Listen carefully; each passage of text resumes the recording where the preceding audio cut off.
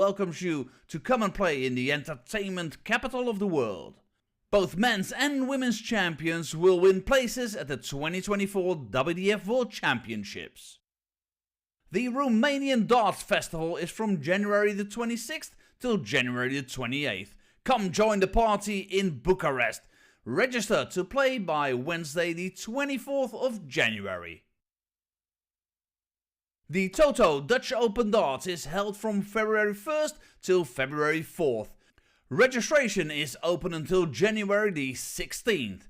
The Toto Dutch Open Darts is by far the largest darts party in the world that you should not miss. And the men's and women's champions go to the Lakeside in December 2024.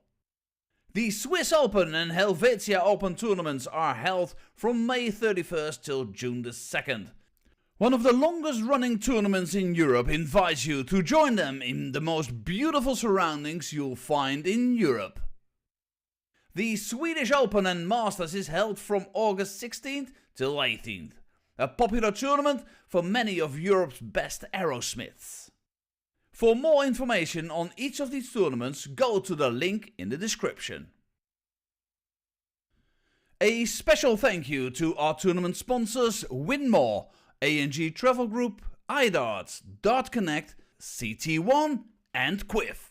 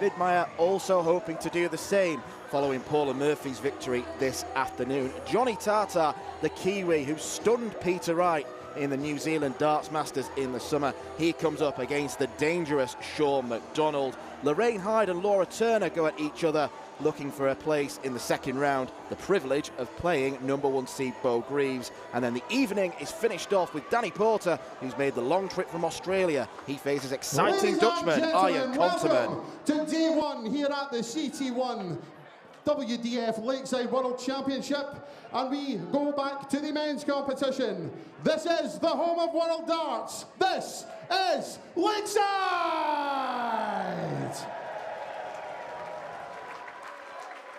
We welcome to the stage, first of all, a man making his Lakeside World Championship debut. Twice a Challenge Tour quarter-finalist. He is Austria's Black Panther, Christian Gaudo!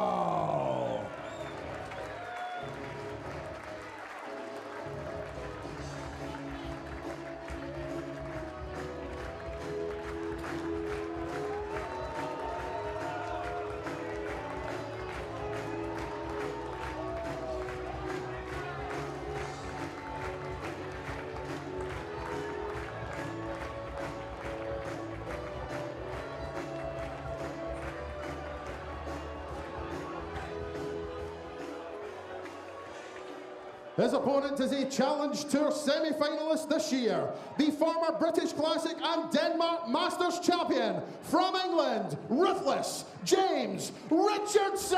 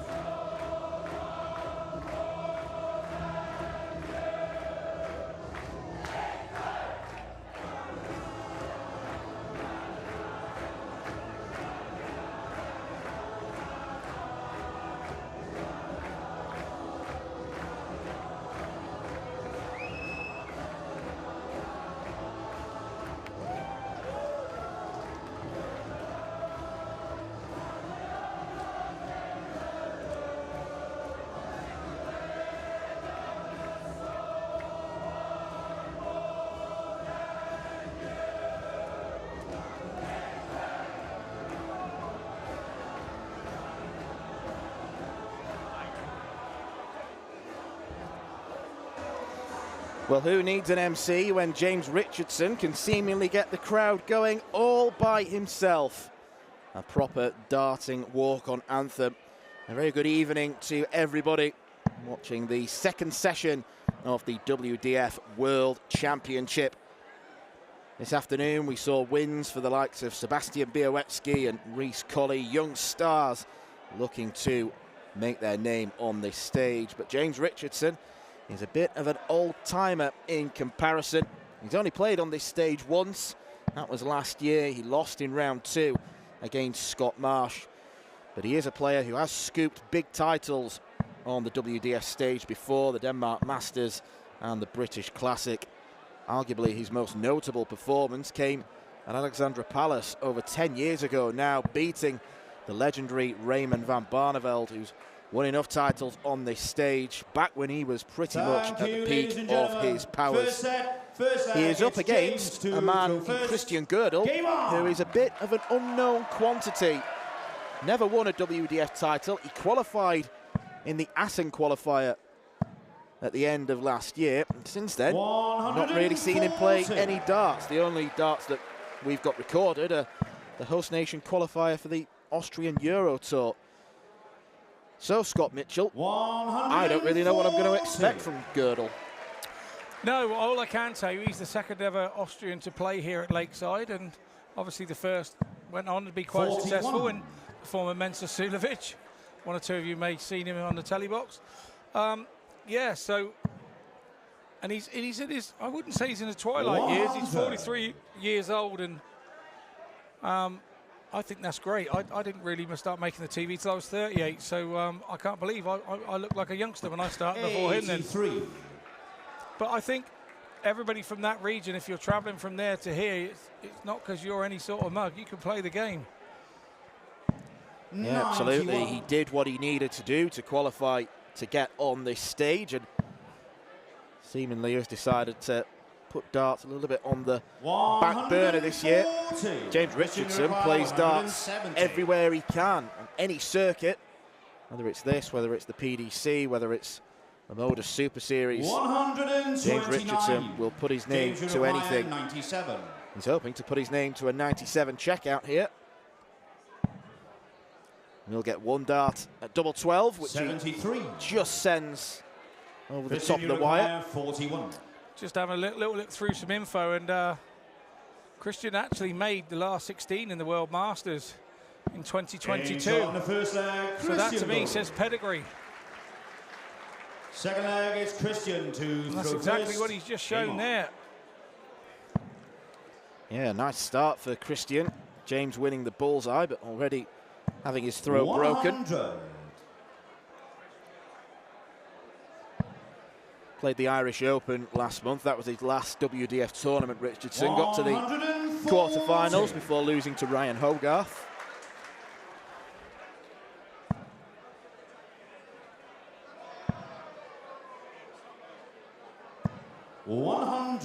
He actually played in the Modus Super Series last week. Didn't get through to finals night, so there's darts on the screen. Richardson could be there. 81.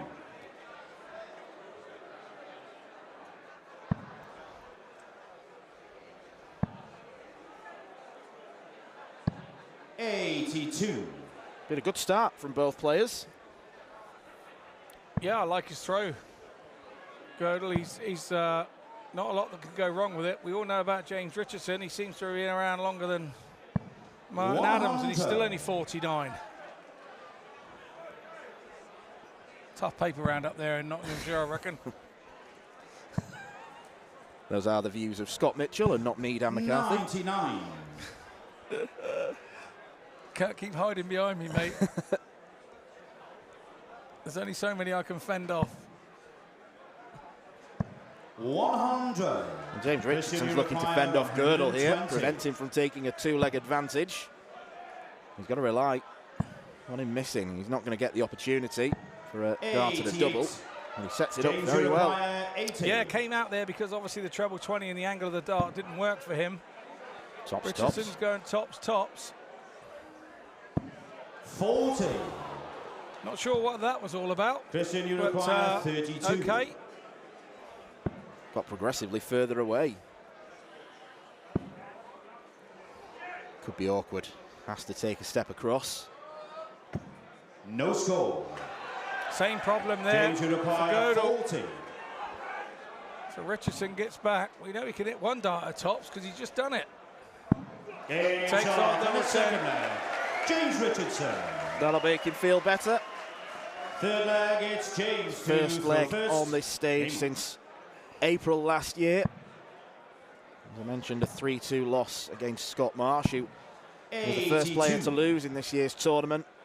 Very much a below par display against Sebastian Białecki. 140.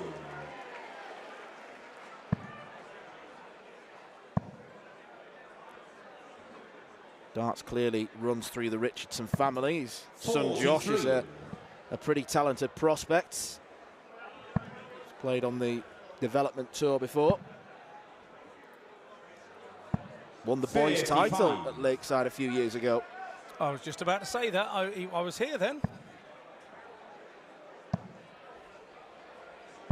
100. Didn't James do a 9-darter in the Moda Super Series against his son at Southampton? I think he did a couple of years ago. So yeah, they ended up in the same group. And good old dad did a 47. 9-darter against his boy. What a nice thing to do. They must have some pretty good practice sessions.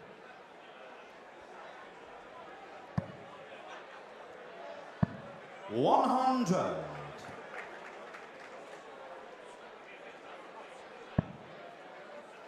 No two ways about it. James Richardson's very terrier-like. 59. When he gets into a game, he gets into it big time. You see him geeing himself up.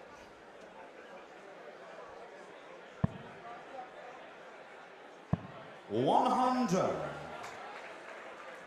Have to take a big step across then to get the optimum angle. Should stay there. 100. Leaves a James two-darter. requires 76. So for Richardson to take the lead for the first time in the game.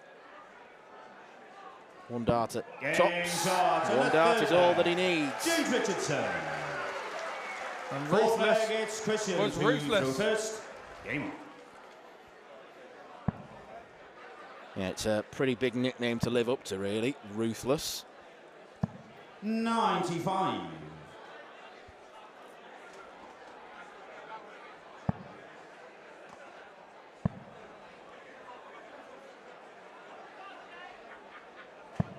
$45.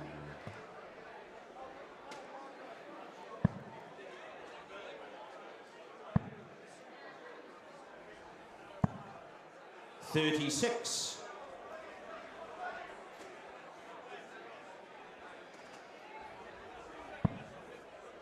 $85 was the best average we saw this afternoon, coming from Białecki in the first 55. match. Those two fine Arrowsmiths looking to top that.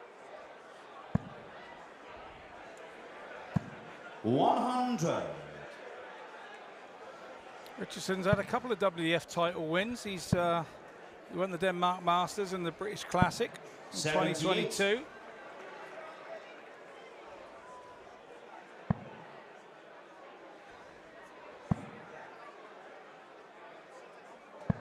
$60.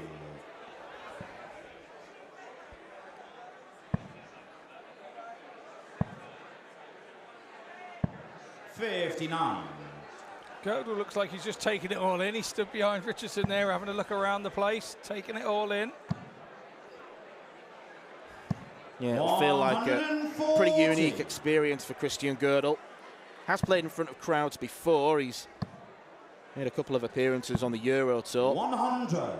He's whitewashed Christian by requires Stephen 70. Bunting back in 2018 in Germany. Will he opt to go 14, or does he think 164 is too big an ask? No, too much respect. Double 11. 48. James, you require 164.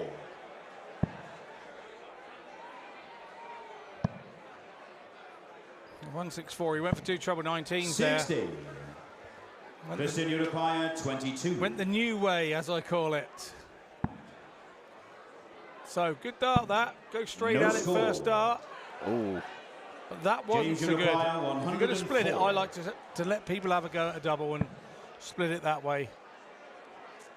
Difficult one to get past. Richardson now thinking, where's he off to? If he goes any further out there, he'll have to get a ticket to get back in. Oh, he's back in the middle now. 64. Yeah, Good tidy up. There was an argument to go down to the 16s there if he wasn't comfortable with the light. He does split this one. Double six. Now Madhouse.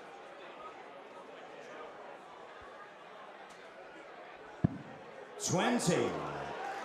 So 6 darts have gone big in there. 40. Girdle.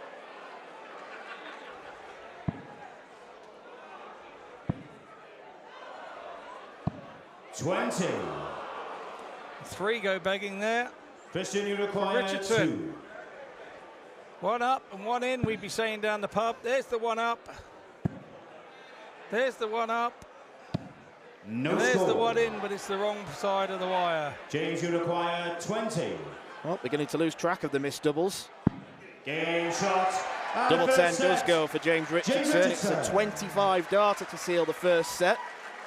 I don't think he'll care a great deal, just as long as he's got that magic number 1 by his name in the sets Second column. set, first leg. It's Christian to throw first.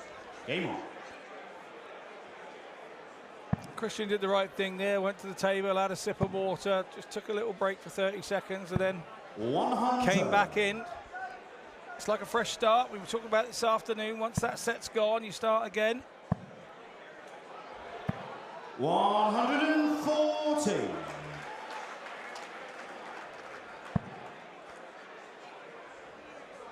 Well, Richardson's been here quite a few hours now in the players' room, 100. getting himself on the practice board. Yeah, he's a compulsive practicer, I think. 100.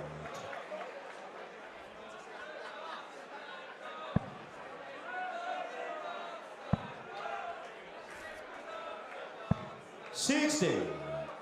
How long before a match on this stage did you like to arrive at the venue for? About 3 hours. 3 hours usually. 3 hours and 100. do your little bits of press if you had to do any or whatever, and just basically go through. Some players have routines. I had routines that I went through, and doubles routines and varying James, things, and you require scoring routines. And 161. I tried not to do too much double work before I went out and played. I wanted that all done within the first 78. hour and then leave it behind. Christian, you require 160. Start missing doubles 10 minutes before you go out. You're not going to hit them when you go out there, so you've got to be sensible about what you're trying to do and how you do it. 43. James, you require And obviously 83. I got the preparation right 1 year. Just the once.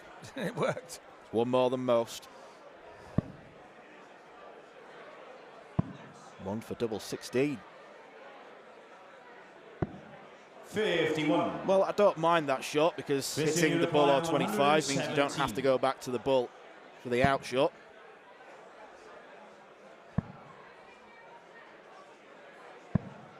$40.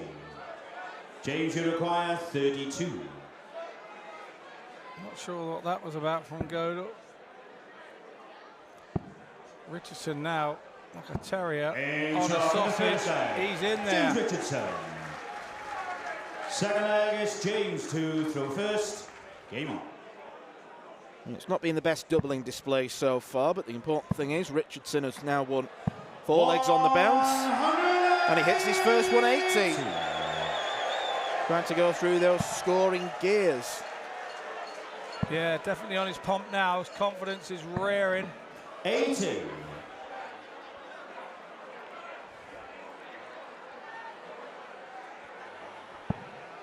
Thought that flight took a bit of damage then from Girdle when it bounced out. Really did. 85. The Austrian having no luck there with that bounce out. We were saying earlier about how global the World Championships here, the WDF World Championships have become, and I was doing a little bit of research and a little bit of help from a friend, and he's only a little friend and he's only so high, so thank you, mate, for texting me that.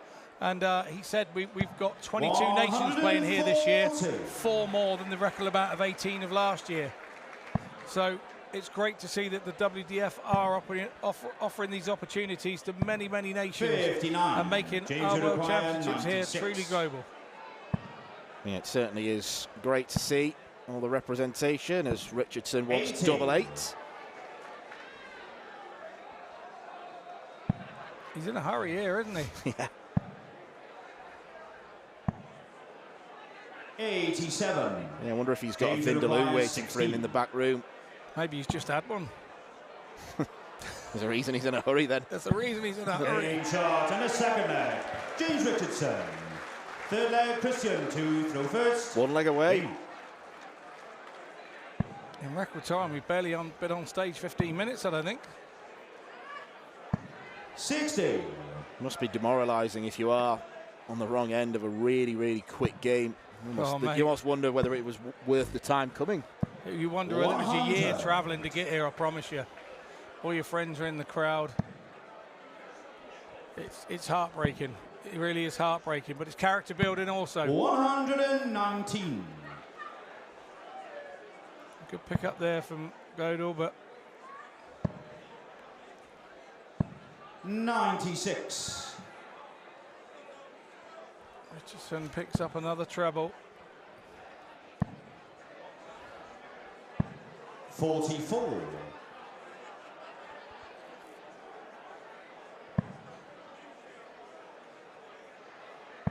Yeah, Gödel has really flatlined after 41. what was a promising start. Yeah, it really was. I thought, hello, here we go. But Richardson got a head of steam up, got the coal fire burning. 100. He didn't hold back. Impressive so far from Richardson. Winner of this gets to play the Australian 12th 82. seed Peter Machin in round 2. And then the winner of that tie will face either Wesley Plysio or Rhys Colley. So a pretty tricky section of the draw. Yeah, Machin's won here in the 41. UK, hasn't he? He won the World Dart Trophy a couple of years back. I think he beat me in the first round, actually. I have a lot of luck, don't I? 40. Christian Uruguay, 137. Did he mention that to you when you saw him? Or? No. If it'd been the other way round, I'd have mentioned it to him. No, not at all. He's a lovely man. 105. Machin, lovely man. James Uruguay, 142.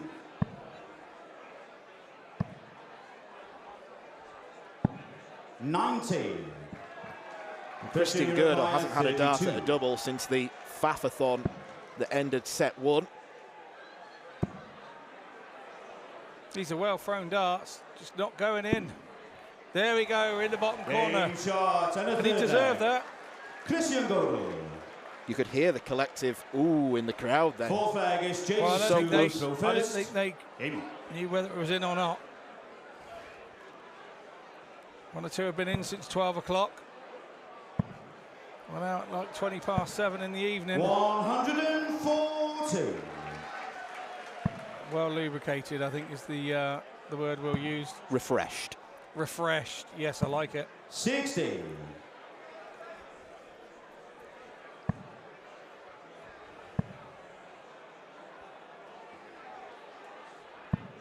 $41.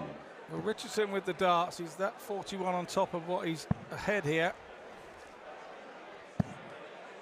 Gödel's going to have to hit another treble somewhere around the board. He hasn't 84. done that. So Richardson will hold the throw.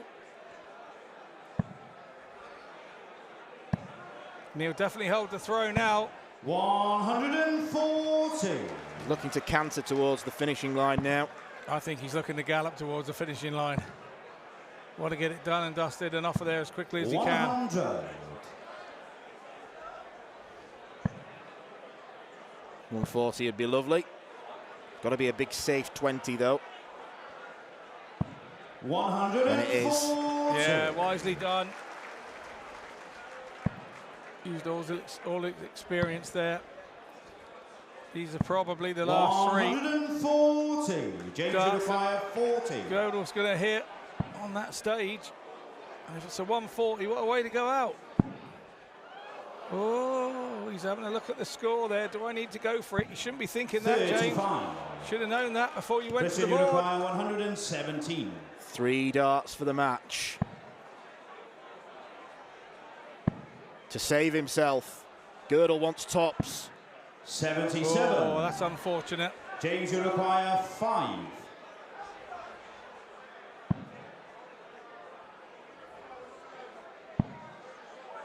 Getting tricky. No score. 5 match Christian, you darts have come and require gone. 40.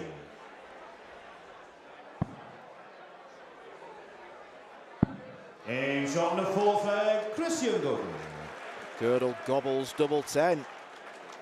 It's all about how Richardson reacts now. 5th leg, it's Christian to throw first. This set is all Desmond. 2-2. Well, the galloping James Richardson, he hasn't been fell down a fence yet, but he's made a 100. mistake over one. Just lost a bit of momentum. He just clipped the top of the hurdle, didn't he? Yeah. He didn't get toppled at beaches. He just clipped the top of the hurdle on the canter in. But it hasn't affected him any. 137.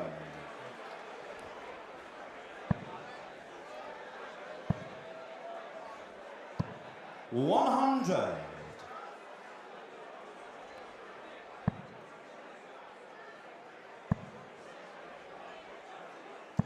140. How quickly this sport can change. Girdle looked like he was going home with a whimper just a few moments ago. 140. Christian require 124. Yeah, good 140 there from Richardson to keep him honest. Bullseye.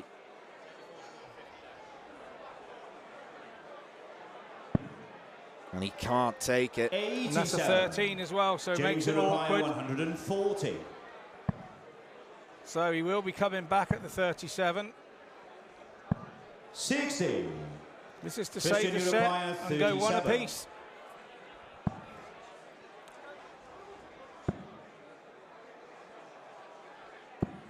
That's game shot. And the Christian second Girdle set. takes double Christian 16, Girdle. levels the game up. And James Third and Richardson, final set. in his First mind, leg must is have been James thinking, to throw first. just get this Game. over with, pack my stuff up in the players' room, head back to the hotel, have a lovely evening. Instead, 60. he's forced into another set, and it was 5 missed match darts from Ruthless. Now, a mistake here would be for James Richardson is to think I should be done 100. now. I should be back in the hotel having a pleasant evening watching the darts on YouTube, listening to them lovely fellas. But he can't now. He's got to stay there. He's got to finish this job 100. off. Lovely fellas, which ones? Well, there must be somebody in another country doing it. I'm sure there'll be someone doing it in Dutch. Yeah, absolutely. 60. Oh, Goldilocks has returned to the table one there at the front of the stage. 100. Don't think she's moved all day. Just No. right for her there. Absolutely.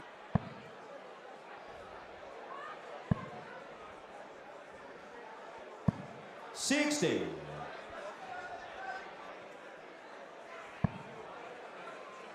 Might got that wrong. Is that a Red Riding Hood she's got on? Might be a little Red 41. Riding Hood. I'm not sure. Anyway, we're back with the darts. Other nursery rhyme characters are available. 87. Don't like to do favouritism. Yeah, not really my specialist subject, so I can't really comment. 140. Mine either.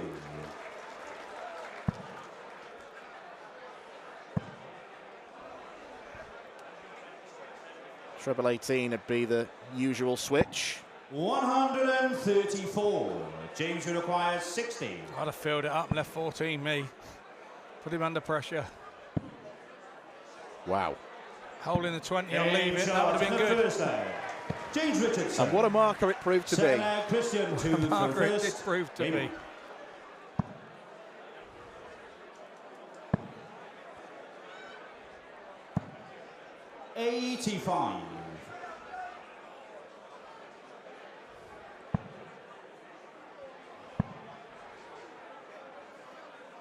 We mentioned earlier about the bull up in the back room. This could be how important it is for Richardson to have won it, so he gets 2 bites at the cherry to start a set. 40. Big deflection there from Christian.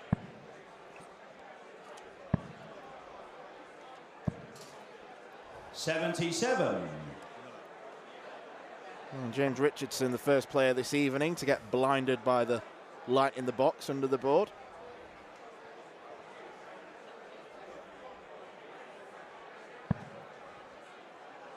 The referee didn't help him out there much. 59.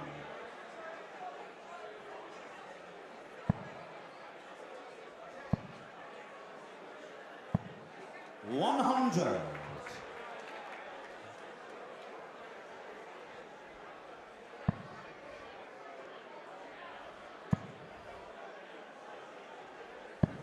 $97.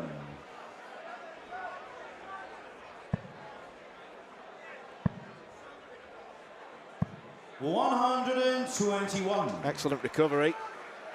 Yeah, he's turned the throw round more or less now. Oh, no, he hasn't. 180. Changing the bar, 143. Will feel good for Christian. First maximum on the lakeside stage. 78. Christian, you require 40.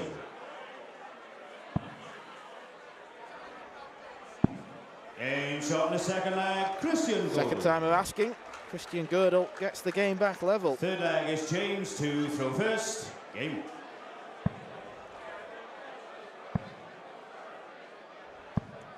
$64. There's a couple of double 16s, a couple of double 10s now. He's hit. So we're starting to know which numbers he favours 43. this evening. Because it's never the same ones. He could come tomorrow night and it'll be another double that he fancies. 180. Second 180 for James Richardson.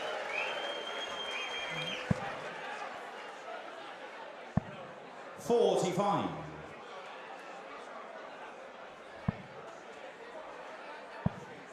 Oh, he's going at it now. 180. Back-to-back 180s. 77 after 9. What a leg this has been. 137. James requires 77. Double 10. It's an Game 11 shot darter. and a third leg. It is absolutely Richardson. superb from James Fourth Richardson. leg, it's Christian to throw first.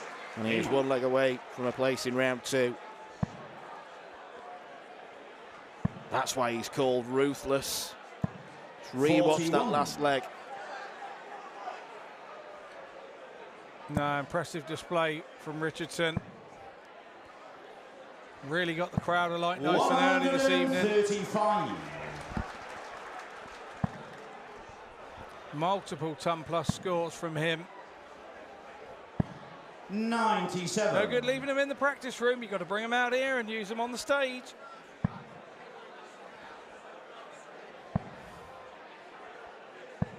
$41.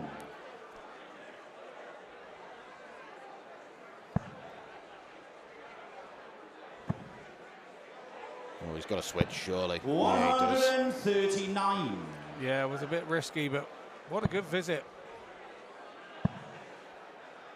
Richardson needs a ton to go with him, and he hits a 140. This is good stuff from Richardson. 3.5, 140.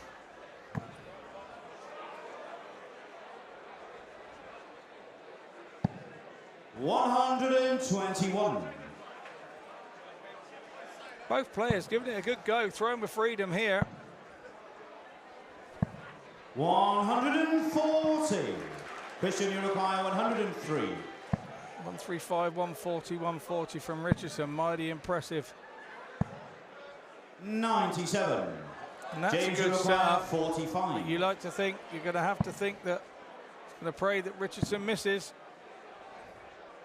Game, shot, And at the match, 7th time of James asking, Richardson. James Richardson pins the match start. It was a bit of a mixed performance, it has to be said. There were some spells of magnificence from Ruthless, an 11 darter in the penultimate leg. He eventually overcomes a spirited performance from Christian Girdle, who can head back to Austria with his head held high. James Richardson is through to round 2, where he faces the number 12 seed Peter Machin. Stick with us, because coming up next, we're going back to the Women's Championship, where Aletta Vaya plays Paula Jacklin.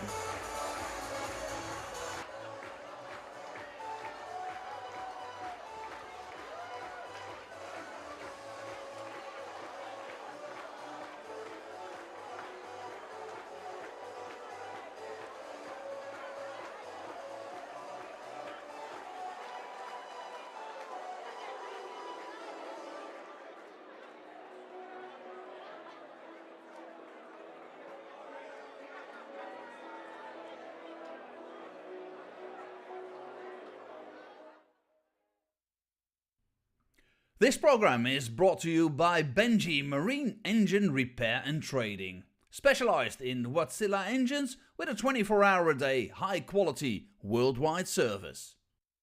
And by Hemeco Storage Systems, your one-stop storage system solution with over 100 years of experience.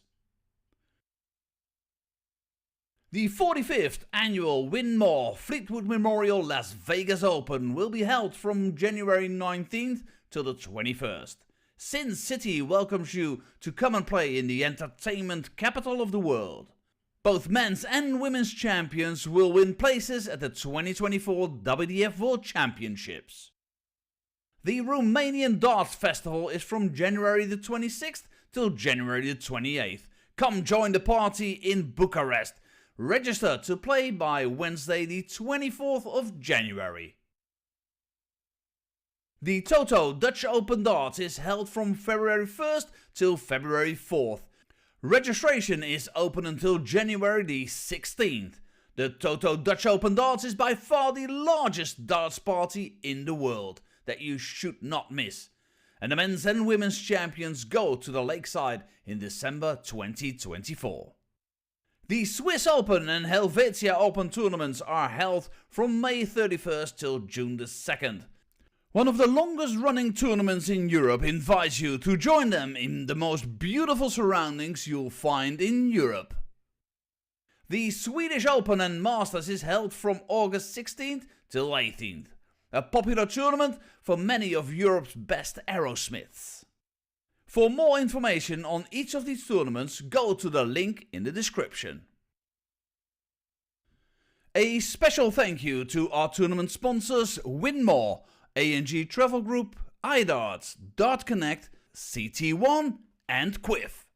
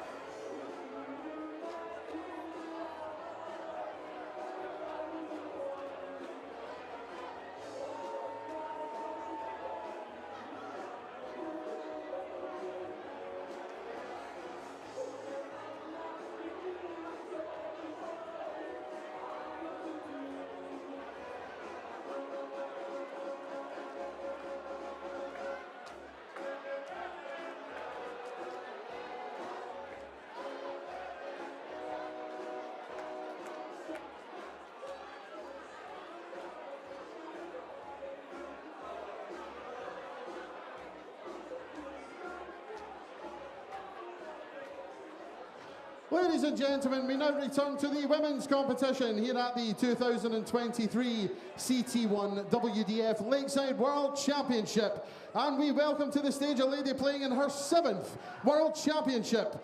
British Classic semi-finalist and Gibraltar Open finalist, the 3-time Torremolinos Open champion from England, Paula Jacklin!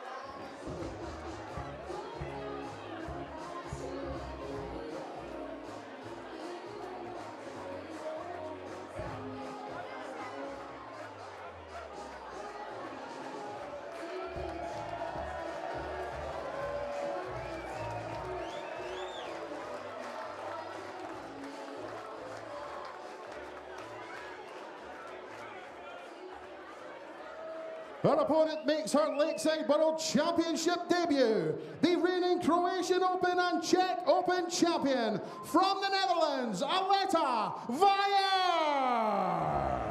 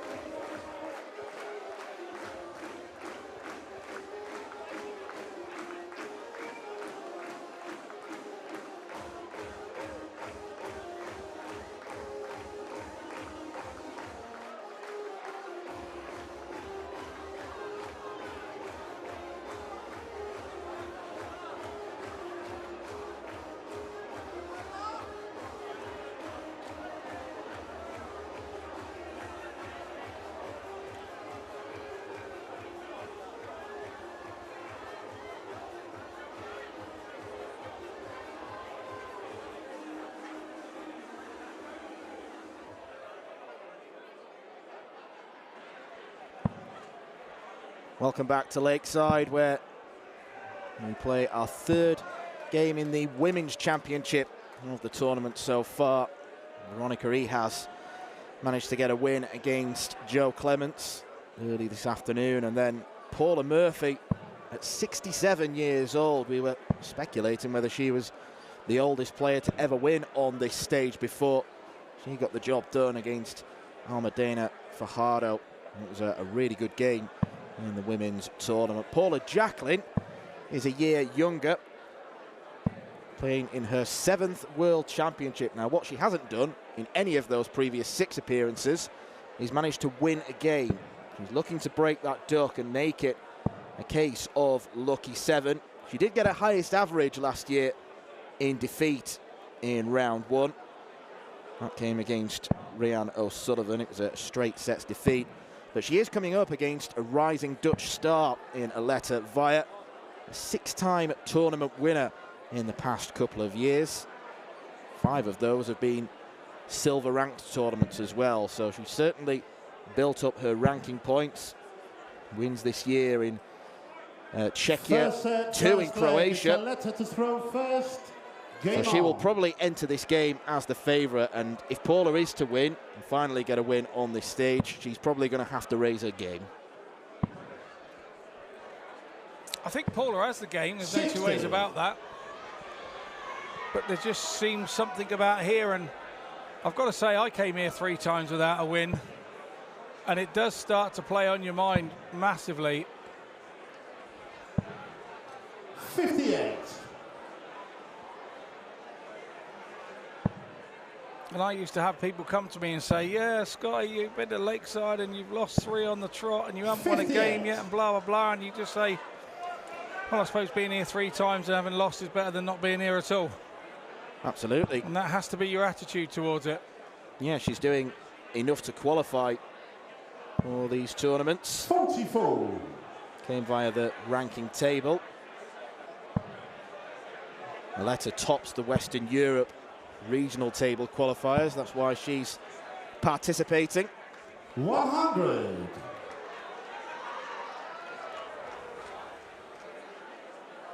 I think she's rivaling Peter Wright and Wayne Mardle for loudest shirt. Very bohemian. And rivaling you for the shirt you're wearing tonight. Thank you very much. I'm not on camera, so why couldn't you just told him I had a plain blue one on? Thanks for that. Chuck me under the bus. Yeah, no. It is Paula is known for her quite loud shirts, let's say.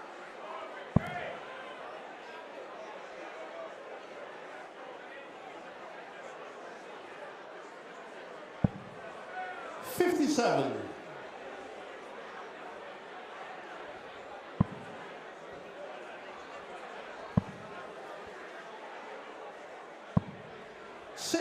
First of 2 women's games we'll see in this evening session.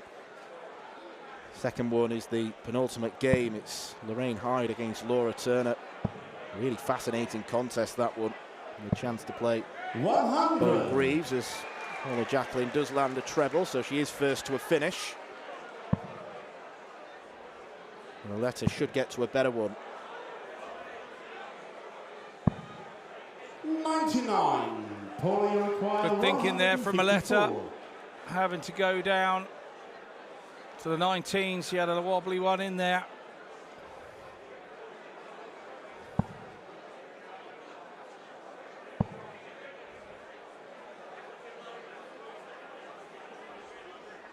Could go 19s or 13s.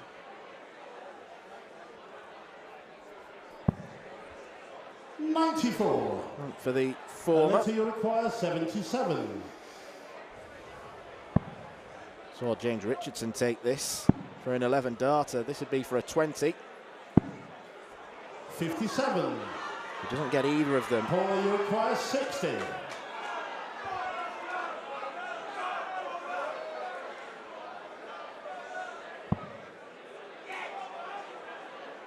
Plenty of room to the right, and she finds it. What a corner. Paula Jacqueline. 1 dart at double is all she needs. Second leg, it's Paula to throw first. Game on. Yeah, right in the corner, a double top.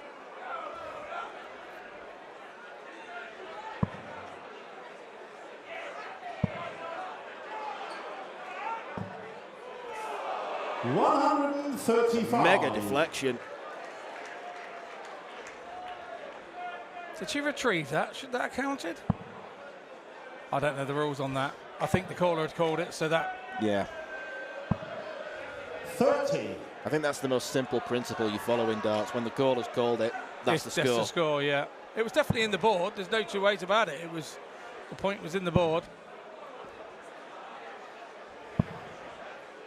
86.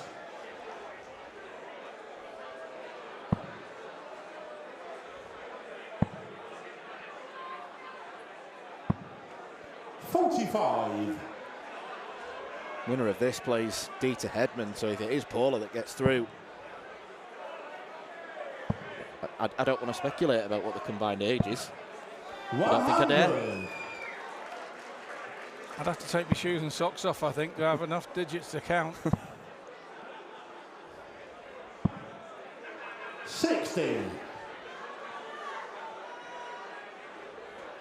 Playing well is Paula, averaging around the 85 mark. Yes, we're a leg and a half into the game, but the signs are promising. 100. 4 trebles in 12 darts.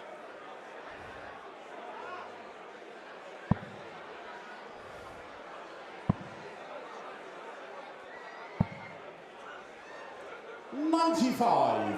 Paul, you require 80. Seen players come unstuck on this 80 checkout today. Just stay straight like that. 60. It's a missed start at a double, but the letter is some way back.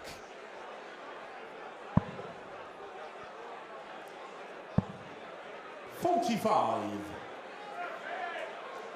I think Paula's county team, Paula, you Lincolnshire, require playing up the 20. road in Hampshire. And Southampton.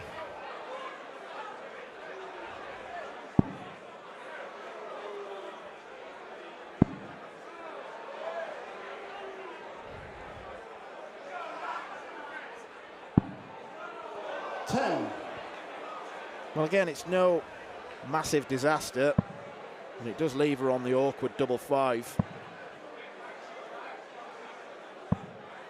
43. Well, letter's nowhere near in this leg.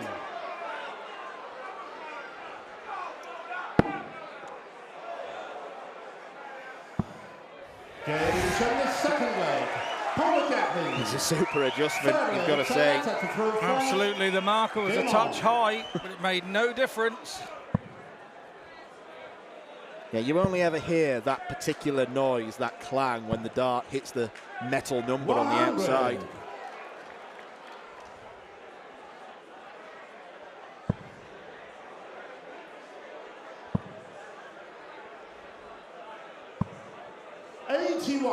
First of 2 sets in this rapid-fire first-round format.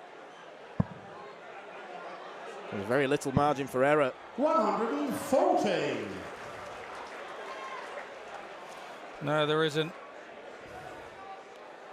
Very cutthroat.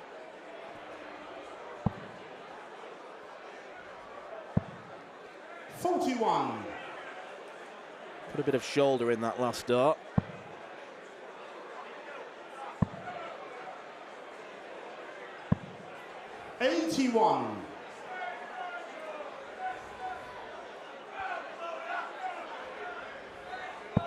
Much better from Aletta in this third leg.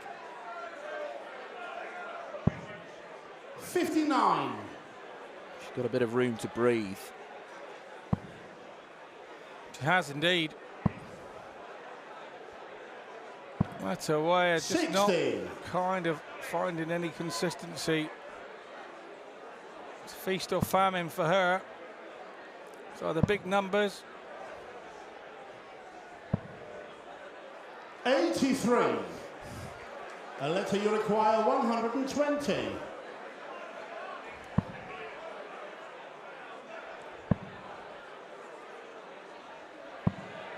60.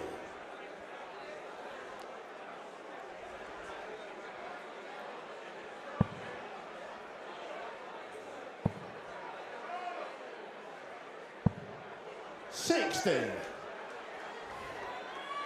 Aletta, you require 60. So 60 for Aletta. She's going tops and 2 10s. Game from the third leg. And that will do. That adds up to 60. So that will do. Double-double. To throw first to game on. Yeah, you tend to see that more these days. Players wanting to play it so safe with 60 that hit darts closer to the double than the treble. Happy 85. accident. Well, nothing accidental about the precision at double 10. 55.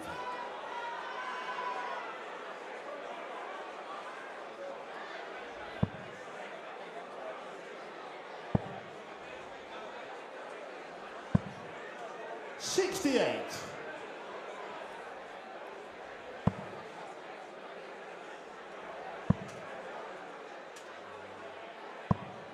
85.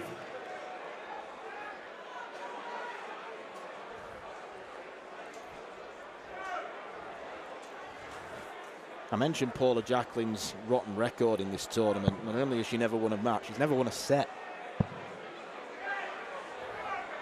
She could be about to change that in the next few minutes.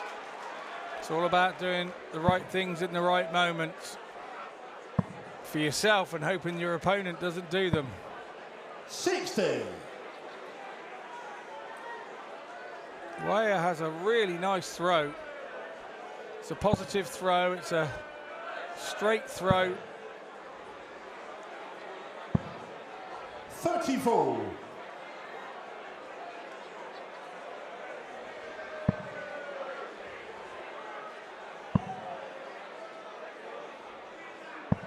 Yeah, there's a nice 43. extension of the arm. Nice little scallop in the dart where she holds the dart.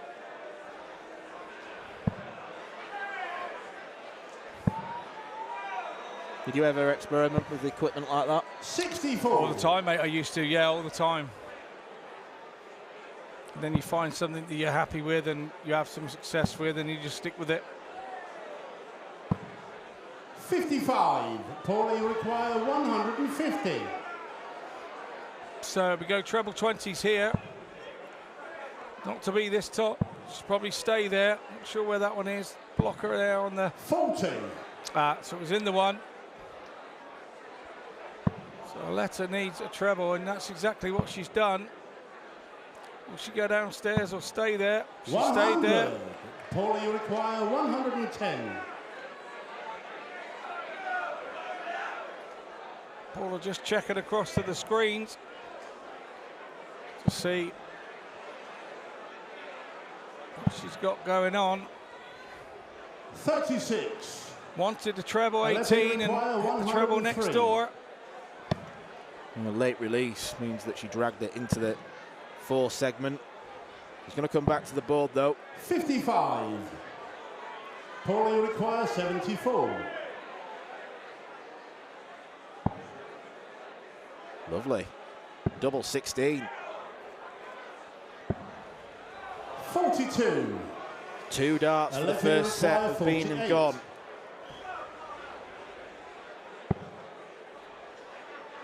Letta's going to have 2 goes herself. Some way wide. Double 12. She gets it. On the 4th leg, Aletta Weah. And once again, it's a magnificent adjustment. Because not only Yeah, the had she... first one was high, wide and handsome. 5th leg, it's Aletta. The second to one throw first. on the button. Game on. Now she has throw in the deciding leg of this set. 100. I have to say, Jacqueline was really motoring at the start of this set to go into a 2-0 lead. She's going to be cursing if she 59. loses this set. She was in such command after 2 legs. Yeah, she really was.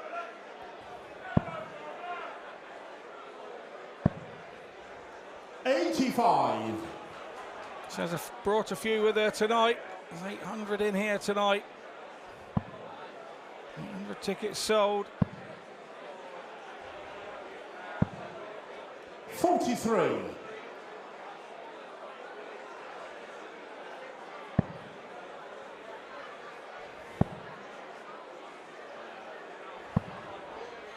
$46. Turns the corner for Aletta, but still within reach of a double treble visit from Jacqueline if she can achieve it. And she achieves a 100. single treble visit that puts her right back in the game. Down on 299.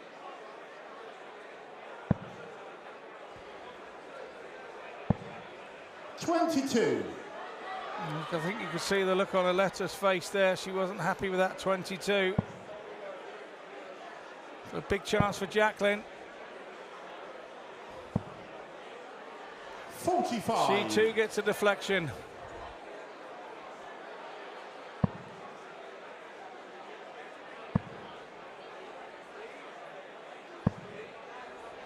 $60.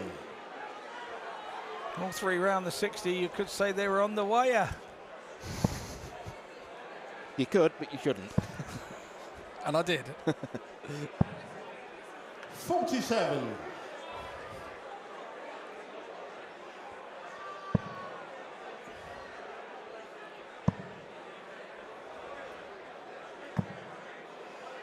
$81.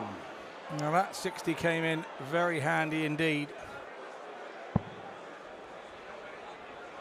Jacqueline needs 1-2 to get back to parity. 50.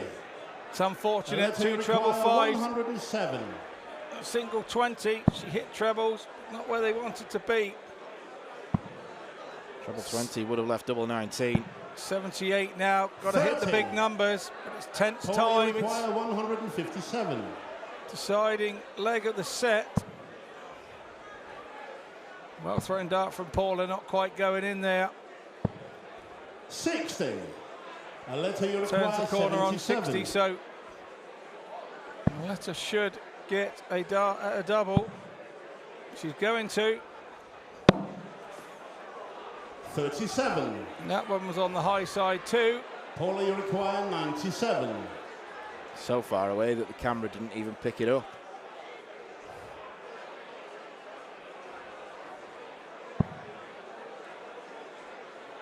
Treble 18. So all she can do now, 57. Jacqueline, set it up and hope. Aletta, you require 40. So it's 40 for the set for Wire.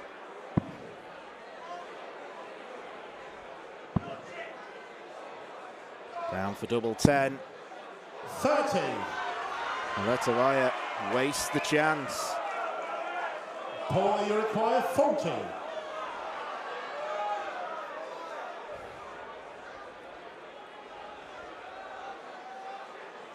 For a moment of personal history.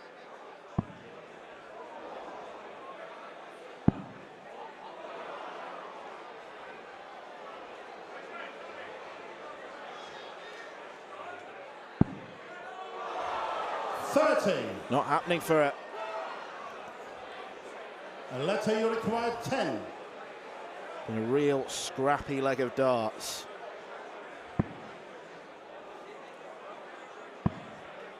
But it goes in finally. Aletta Vaya takes the first set. And Paula Jacqueline will be raging. She's missed 5 darts across the last 2 legs. Game on. It should have been her set. It isn't, and now she's going to pick up and recover herself. She hasn't got to worry. She's got the darts in this set. She has to convince herself. 60. But that's always hard when you've had 3 darts at a double to win the set. Because your opponent could head off into the wilderness with the confidence of taking that tense, nervy set. Aletta opting not to try and go for the 180 because of how the second dart was dangling out of the board. Yeah, I totally agree. Aletta actually 41. has 6 WDF titles, and she currently holds 3, the Croatian and Czech Open and the Croatian Masters. 42. So she's had a good season. 100.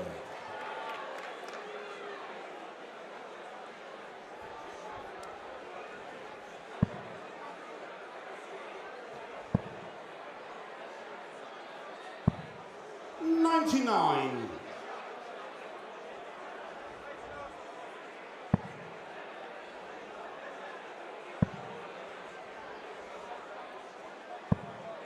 $76. Yeah, big last dart there, and there's a treble.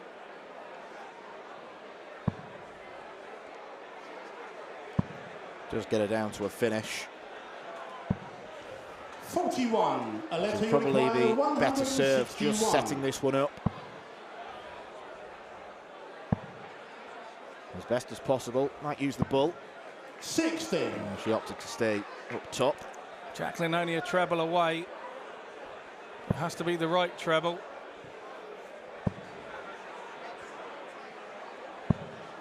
59. Aletta, you require 101.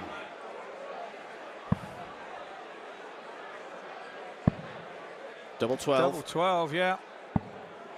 89. Paula, you require 155. Well, this would be some way to get back in it. Too big an ask. 68. A letter you require 12.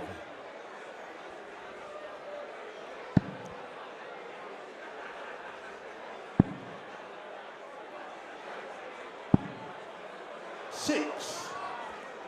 Paula, you require 87. If she gets back, it'll be awkward double 3, but Jacqueline with the 87. She now needs the treble 20. 64, back to the 16s. 39. A letter you require 6. There is the option to split 2-2-2, but she goes straight at it. That's got to be 1-1-1. Could be a good marker. It is a good marker. It is a good marker. First leg, a letter wire. She's broken the throw in what could potentially be Second leg, match-winning set. To throw first. Game on.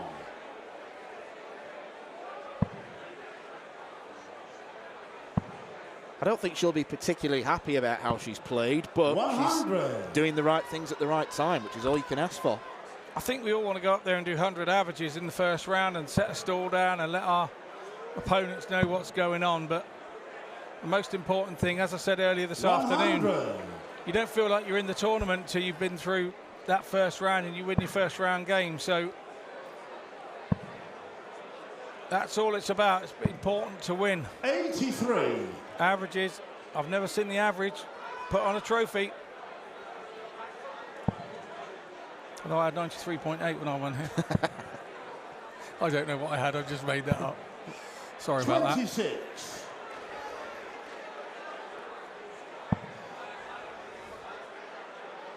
Might have to look that up in between the next game. Yeah, random guess. 54.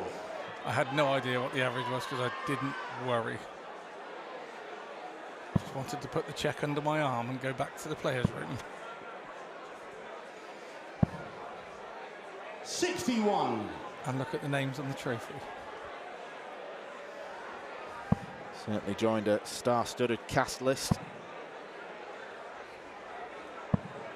60. One of these ladies will have dreams of joining the likes of Trina Gulliver, Lisa Ashton, Anastasia Dobromoslova, and the woman of the moment, Bo Greaves. 28. And funny enough, I've still got my trophy. I bought a replica, so I had one to keep. 100.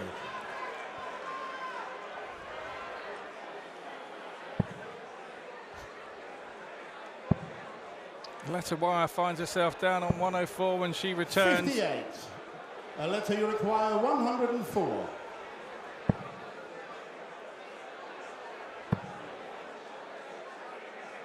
Sixteens or eights. 56.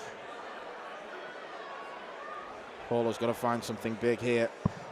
She really has, and that's a good start. That's a good second. 140. Oh, big deflection on the third. It was thrown well. 48. Bounced off the flight. It's the big number. Where's she off to? Game. That's where she's off to. A letter wire. Tidying up nicely. Third leg, it's Paula to throw first. Game on. That's 5 legs in a row now for Aletta.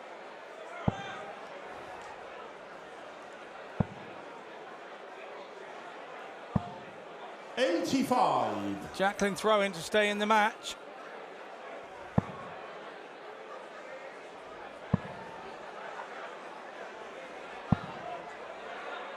$40.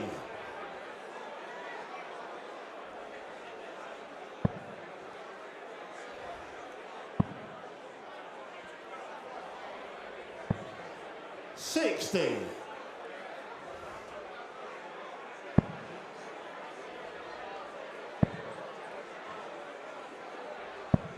Go in the old Paula Murphy route. Yeah, starting on the 19s. Sure, the spotter like that. Oh, this is good from Jacqueline. 100. Bit of a do-si-do on the hockey there between Jacqueline and the referee as he stepped across to see where the other two were. 99. 99 keeps Wire in touch. 60.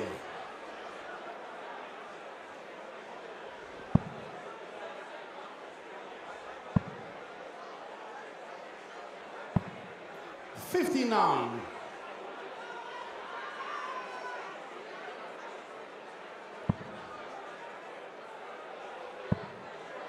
He hasn't had a dart at double yet in this set, Paula. 40. I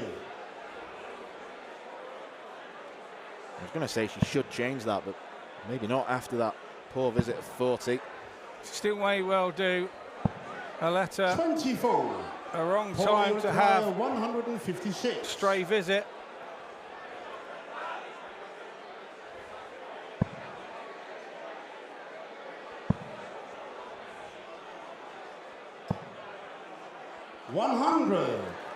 A letter you require 150.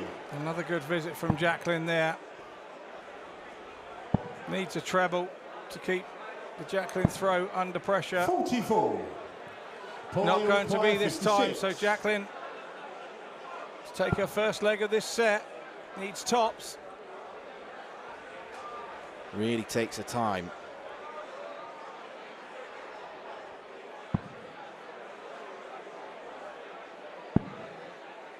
No Oh, score. she's Ah, bust she's a busted score. a score. A letter you Wrong require bed, went next door. 106. Letter here, 10 or a 6. We'll get her a dart at 36 for the match. She 70. rushed it a little. Paula, you require 56.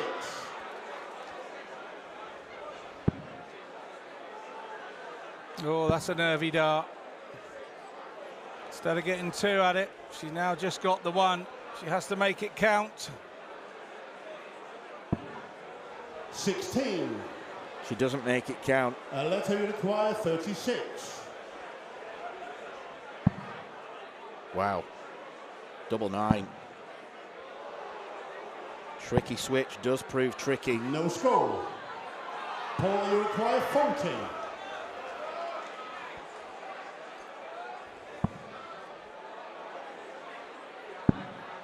Oh, it's the second time she's Same bust the mistake score. again. Same mistake again. A letter you require I 36. was expecting that dart to be closer to the double 6, to be honest.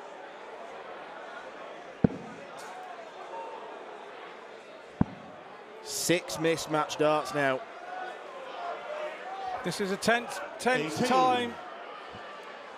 Jacqueline goes back to the table, Paula, you require convincing 40. herself that it's her turn. And it's her time to hit the double.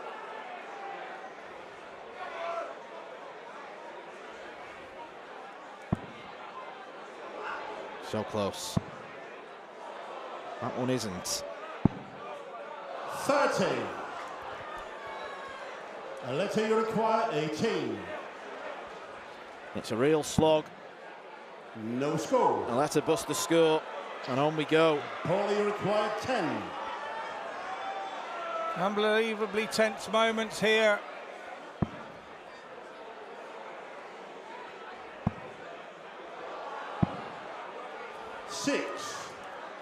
A letter you require 18. That's 10 missed darts at a double now for Paula Jacqueline. And Aletta Get Vaya shot. doesn't miss And that the one. match. She Aletta takes the Vaya. match by 2-0.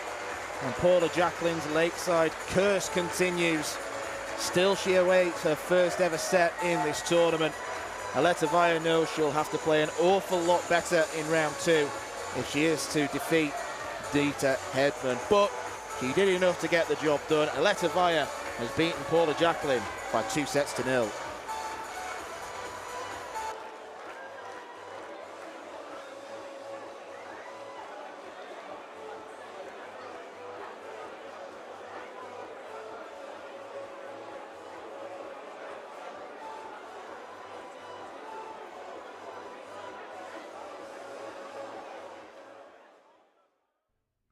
This program is brought to you by Benji Marine Engine Repair and Trading. specialized in Wärtsilä engines with a 24-hour-a-day high-quality worldwide service.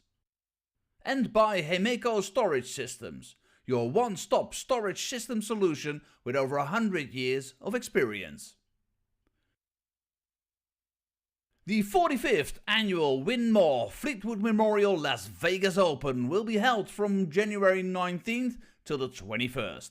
Sin City welcomes you to come and play in the entertainment capital of the world. Both men's and women's champions will win places at the 2024 WDF World Championships. The Romanian Darts Festival is from January the 26th till January the 28th. Come join the party in Bucharest. Register to play by Wednesday the 24th of January. The Toto Dutch Open Darts is held from February 1st till February 4th. Registration is open until January the 16th. The Toto Dutch Open Darts is by far the largest darts party in the world that you should not miss. And the men's and women's champions go to the Lakeside in December 2024. The Swiss Open and Helvetia Open tournaments are held from May 31st till June the 2nd. One of the longest running tournaments in Europe invites you to join them in the most beautiful surroundings you'll find in Europe. The Swedish Open and Masters is held from August 16th till 18th. A popular tournament for many of Europe's best aerosmiths. For more information on each of these tournaments, go to the link in the description. A special thank you to our tournament sponsors Winmore, A&G Travel Group, iDarts, Dart Connect, CT1 and Quiff.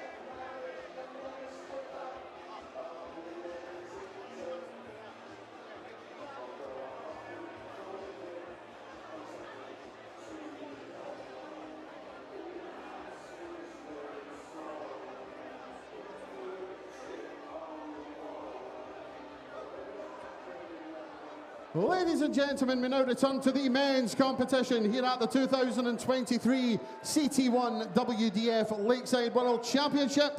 And we welcome to the stage a man playing in his 4th Lakeside World Championship. The former Which City Open, Seacoast Open and Las Vegas Open champion. He is Captain America, Jim Whitmire!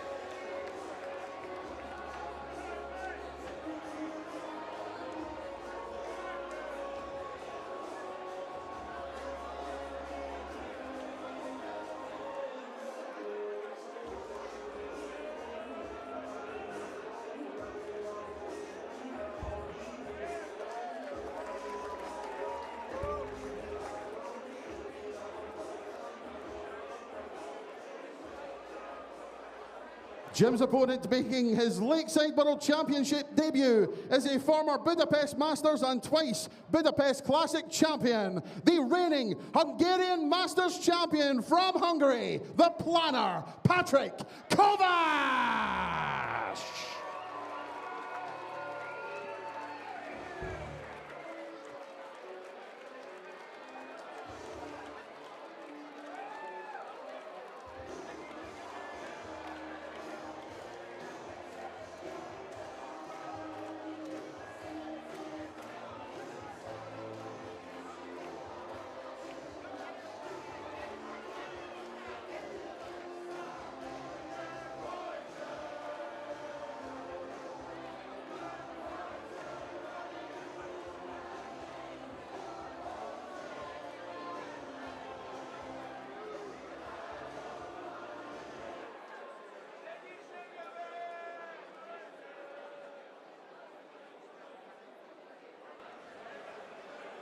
Back to the men's tournament then, for a clash between Hungary and America. Patrick Kovács against Jim Whitmire. Patrick has been a little bit like his compatriot who we saw earlier this afternoon, Veronica Ihash, very, very successful in his part of the world. 6 senior tournament wins on the WDF circuit, 2-time success in the Hungarian Open. Most recent tournament win came in the Hungarian Masters, beating Thomas Hodec in the final. And he's actually got a unique tournament title to his name, the winner of the only WDF Virtual Cup back in 2020, when the COVID-19 pandemic obviously meant that darts tournaments in person couldn't take place. But if you had a dartboard at home, a camera that could film it, and a good Wi-Fi connection, you were in. Patrick Kovács won that final, beating Alan Suter in the final. Jim Whitmire, you can draw parallels between him and someone else we saw earlier this afternoon in Paula Murphy, very successful player over in the States. 18 titles he's won in the WDF/BDO system, first of which came way back in 1993. He's had it tough in the last few years. He suffered with cancer, which he's made a successful recovery from. COVID stopped him from going to Q school at the start of last year. He's looking for a real hurrah on the Lakeside stage as Jim Whitmire, 54 years old now.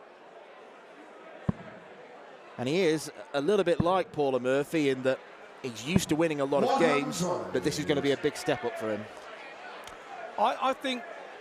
I don't think so for Jim Whit. I think Jim's been here enough times now and played enough times over the pond here that he knows what it's all about more now than ever. And I think there's some great talent out there in the American men's game as well. So the CDC out there is coming forward, and Jim, I know, has been elected chairman of the American Darts Organization, so he's now getting involved with his experience of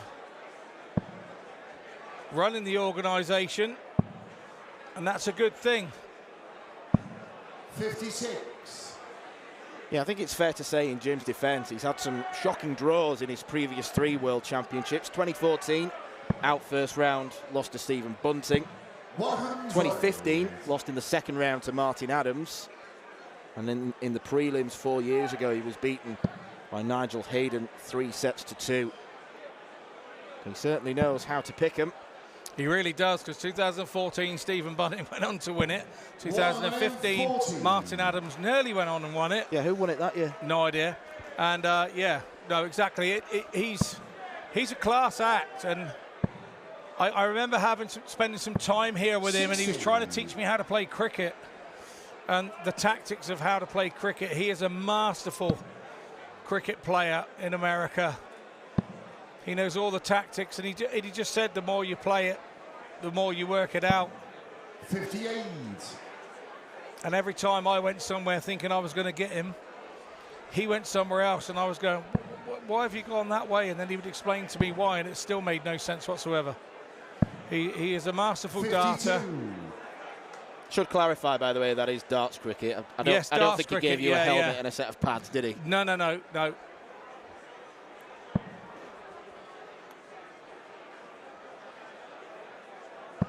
60. Jim, you require 130. An inauspicious start from both players, but Jim's looking for a 130 to light the fire. And he could do exactly that. 105. Patrick, you require 144.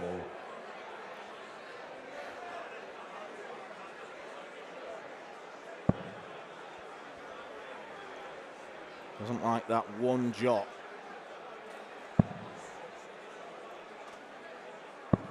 $87. It's a very good recovery. 25.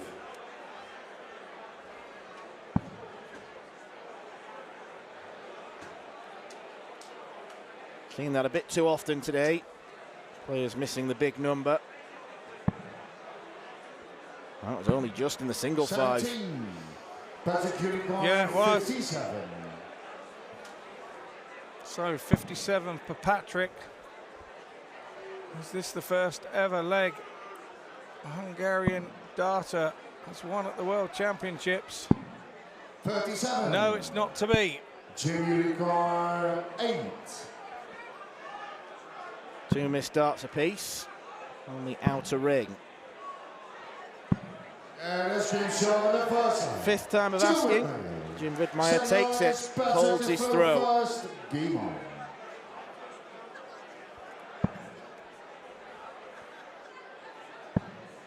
He used to play in big stage darts, is Patrick Kovac. He's 91. played in the last 3 Euro Tours of the year, and he spurned so many match darts against Roby John Rodriguez to become the first Hungarian winner on that particular tour. 59. Nando Mayo eventually beat Ricardo Pietrezco to take that particular mantle. But it's certainly an emerging nation with darts, isn't it? Yeah, it surely is. And like I say, we were both out there on the Euro Tours just a couple of months ago, weren't we? And 4,500 people came to watch those matches on the Fridays and Saturday and Sunday. It was 36. a picture to behold, and you had to pinch yourself to think that you were in Hungary. And these fans just came out in their droves. So they have a chance to be stars out there. 39. The way to put themselves in the shop window is to get some wins at places like here. 99. Qualification obviously half opens the window for people to know where you are. You really want to kick the door in and win games here. 121.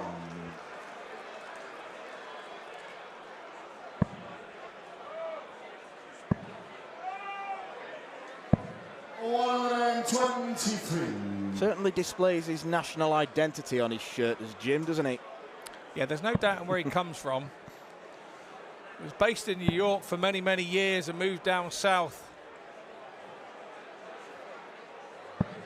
Remember, he used to work for the equivalent of the council in New York, and when it snowed, you'd find Jim would be on a grit machine or a snow shovel for 12 hours at a time, clearing the roads of New York. 36, better require 50. Fascinating fella to have a chat with.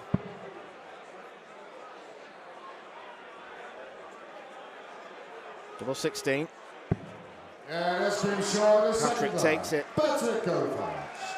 Third leg is Jim to throw first. No messing about. Such a nerve settler taking your first leg in a tournament like this. 16. It is, and like you say,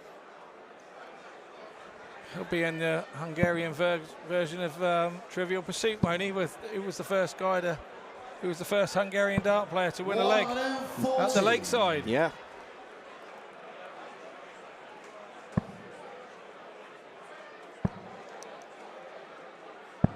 Imagine getting asked that question around the Christmas dinner table. And not remembering the answer, and I actually commentated on it. Yeah, that'd be about my luck. That was. 140. So there'll be many blank faces.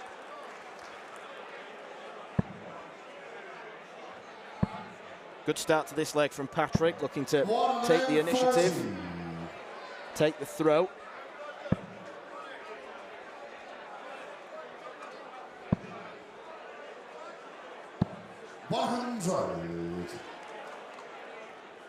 Love that last dart.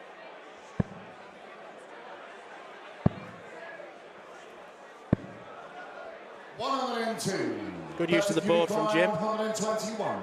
It's him down to a 2-darter. Treble 17. Some way off. 87. Jim require 100.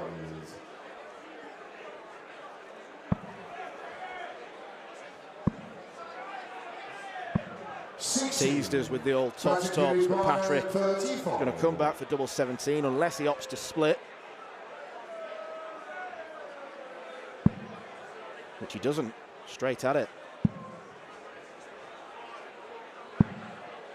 No score. Jim require 40. Maybe he wishes he had split it. Yeah, I understand why. I think you've got to go whole hog there at that first. And it's been shown the third leg. Jim Whitman. Third leg is better to throw first. King.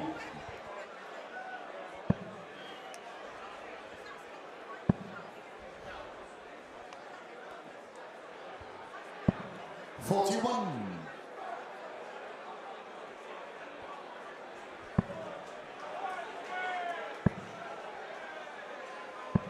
60. Jim Wood's always been known as Captain America every time he's come over. Captain America on the back of his shirt. 60. Screaming 180.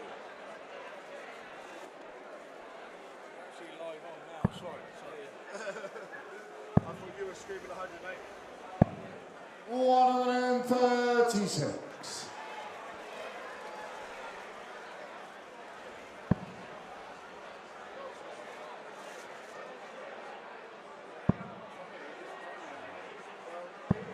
$83.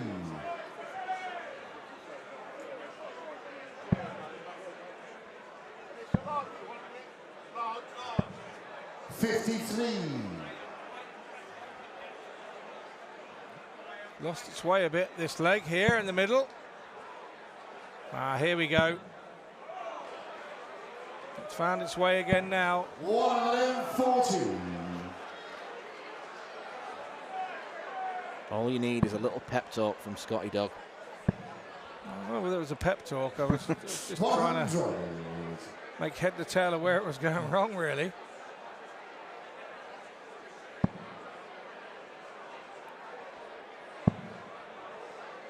Got a nice throw. We got a packed house. 81.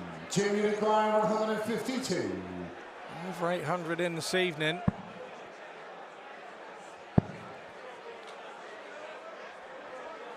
Yeah, we've been told during the breaking sessions that next weekend's a pretty much a sellout 46. at Lakeside. Security car Over 96. 1,000 will be in attendance.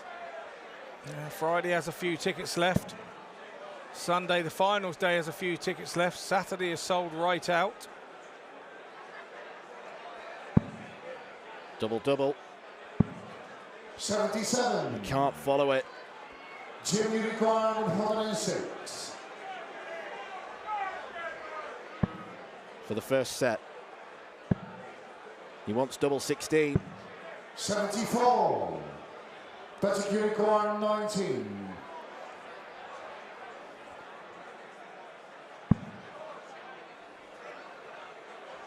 Nice safe 3.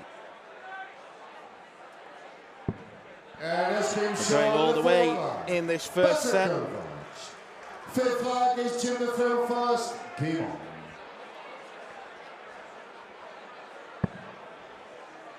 Nicknamed the Planner, Patrick Kovac.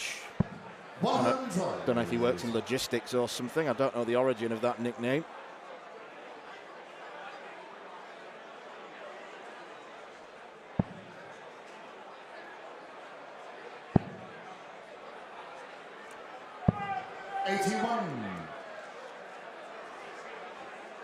I think your nickname would be, if you were on a top darter, what would they call you? Probably something 45. derogatory. Yeah, but you're not allowed to have naughty names now. No. I don't know what I'd pick. I think I'd have to let someone pick it for me. I call you Dan the Destroyer. 81. I like it. We'll go with that then. So would we put like a person with an axe in his hand or something, Yeah. or a club on your back, or Or would a, we just or a microphone. yeah, microphone in your hand? Good time to get the first maximum of the match. And even a maximum to follow up from Patrick wouldn't leave him on a finish. Dan the Destroyer. We could put a big boat on your back. 50. Could be a ship, a boat. Yeah, we'll keep working on that one. And you just keep practicing the darts, all right? Just in case. It'll take more than practice.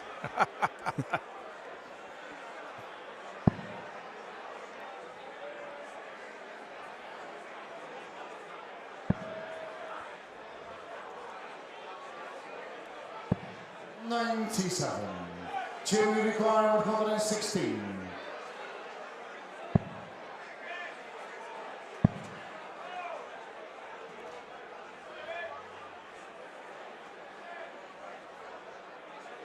.78 left. 56. Jim went hunting for the treble 18. Came up short.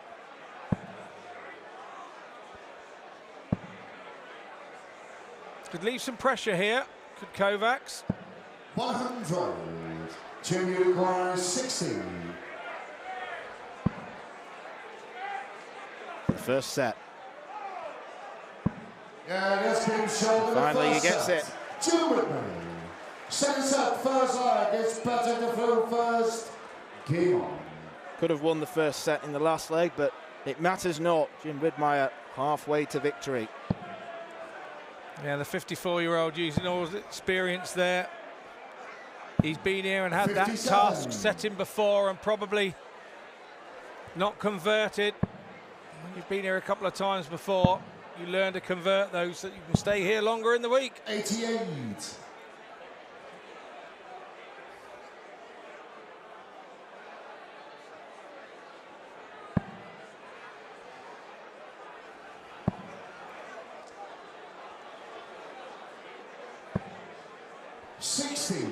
Three very well thrown darts, but combined 1 millimetre away from a maximum. Frustrating when they all land on that top wire. 45.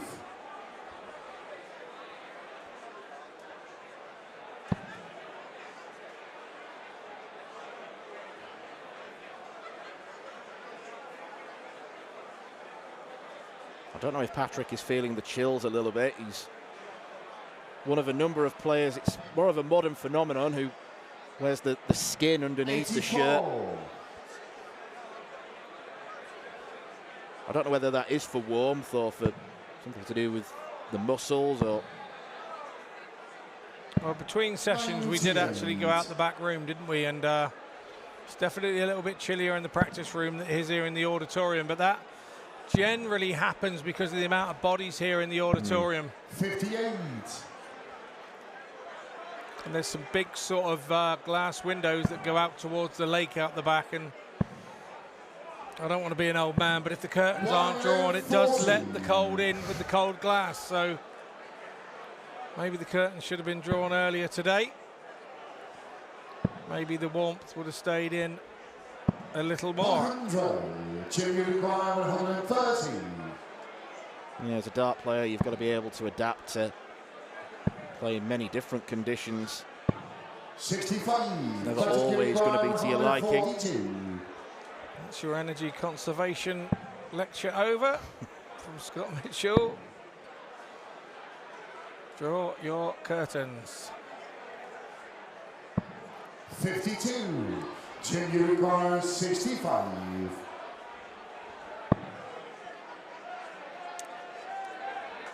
14 left. He could either go for the 19s or 11. Chooses 11. 25. Patrick, you require Doesn't 19. get tops. May only be one dart at the bull for Patrick here. Instead, it's 2 at double 15. It's a nice marker. 60. Junior require 40.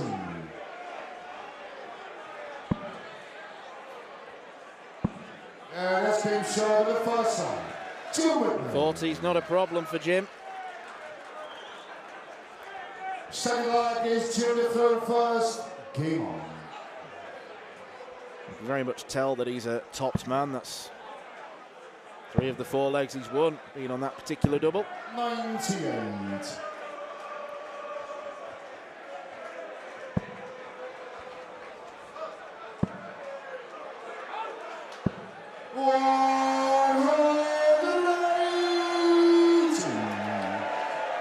There's Max for Pat. 22.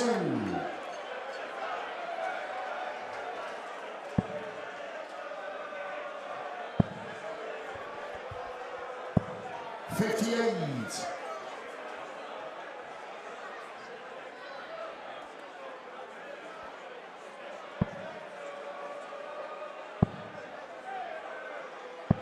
96.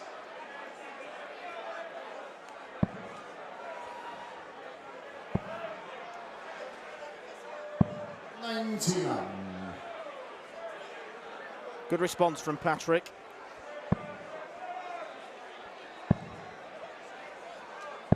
96. Patrick, you require 164. Got a possible 6 darts for this 164.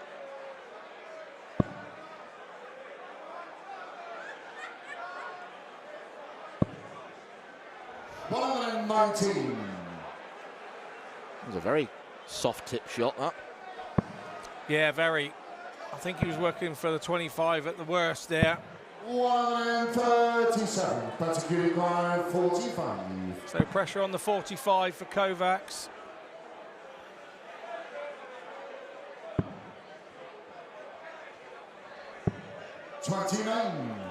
And pressure indeed it was. 52. One of the easiest things to do is hit a double when your opponent has missed. 32. Not on this occasion for Jim Wood. Yeah, this time, Jim finds tops a bit more tricky. No Patrick mistake, did find double 8 tricky. mistake from Kovacs. No mistake at all. Third leg is Patrick to third first. Game on.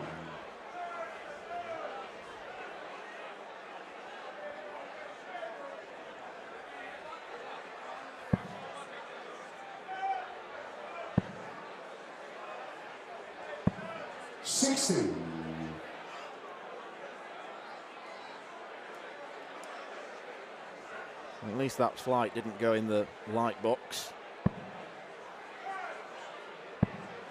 Patrick didn't have to shield his eyes. 43.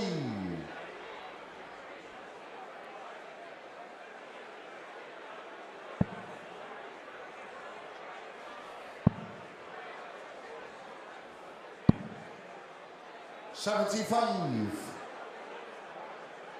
A few darts today, just about held on, haven't we? Just been wobbling there and hanging there, waiting to fall out. 59. Players have gone up. Yeah, we've seen quite a few bounce outs as well. Very unusual. 59.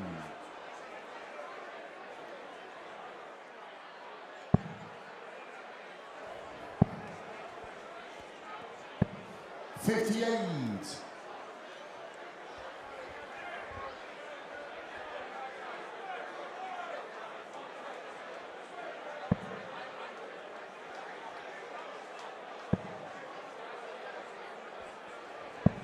97.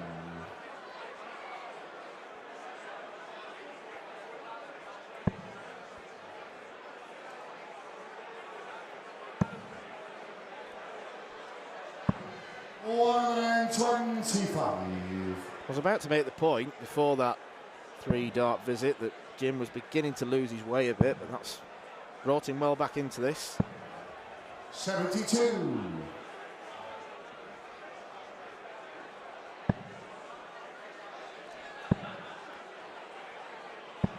66.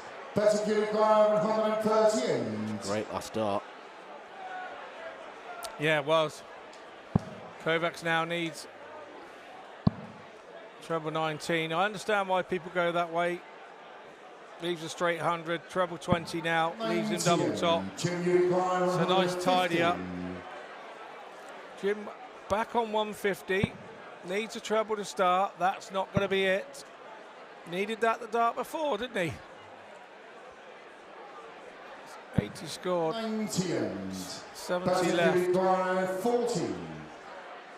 So, once again, Jim's done the right thing and exerted a bit of pressure on Kovacs.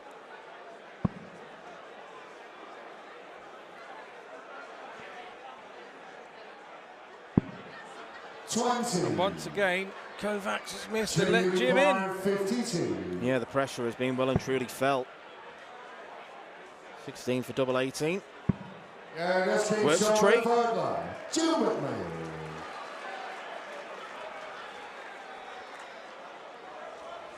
Forward leg is Jim to throw first. It's a break of throw.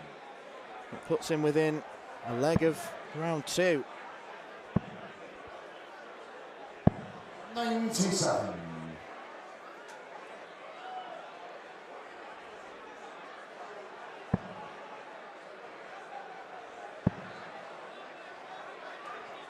Winner here plays the 9th seed Mark Barilli in round 2. Patrick Kovacs suffers yet another bounce out. If he didn't have any bad luck, Patrick Kovacs, he wouldn't be getting any luck at all. 41.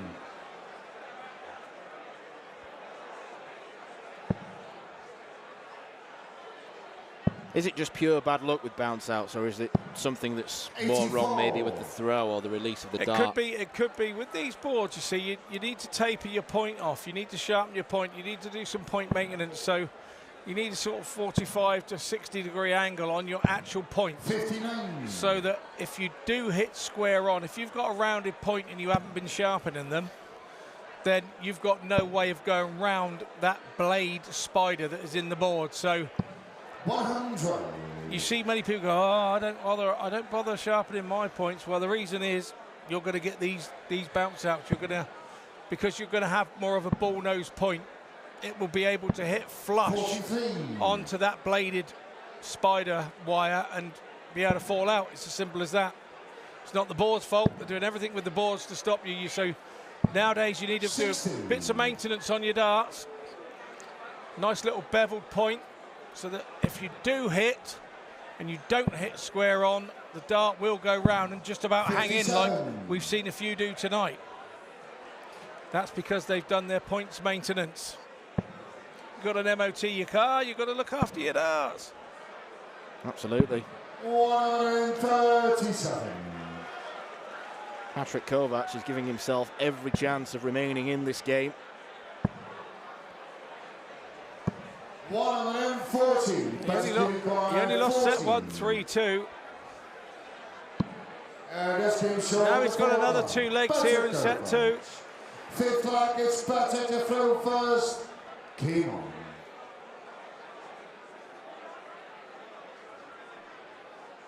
Straight in with the first start at double.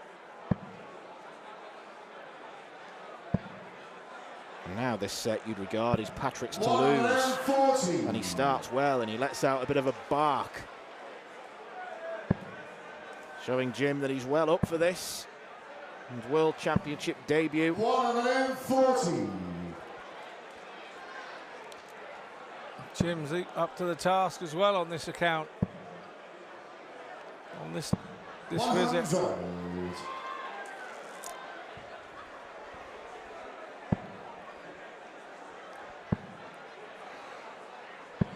81.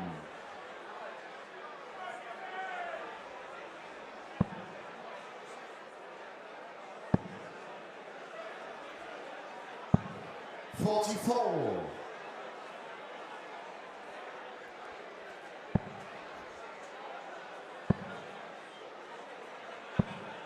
26. Oh dear, 2 bad visits. That would have been music to Kovac's ears.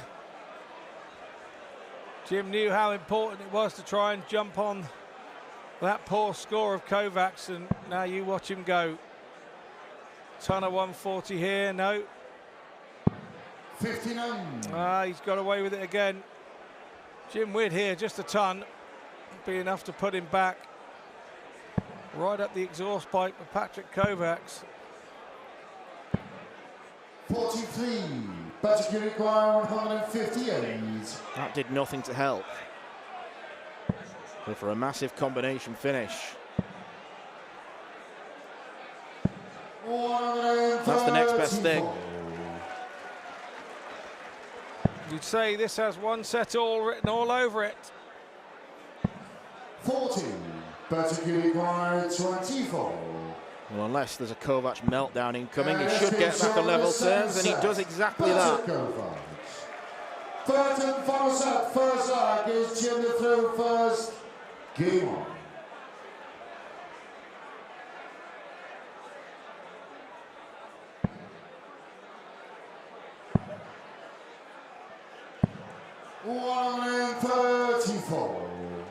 Right, 3-2 in the first set. Jimmy Widmeyer had the darts. In the second set, it was 3-2 in favour of Patrick Kovac's, and he had the darts. Now Jim Widd has the darts in the last. Are we going to predict? Are we seeing a pattern? 140. Well, I could predict, but I don't want to throw the jinx on one of these two players, so instead what I'm going to do, I'm going to sit back and enjoy it. Played the maximum number of legs so far. 58.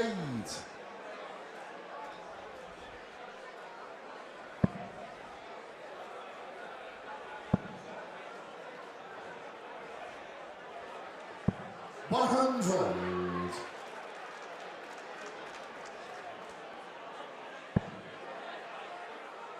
He's trying to pump himself up, Patrick. 100. Wanting that little bit of stage presence.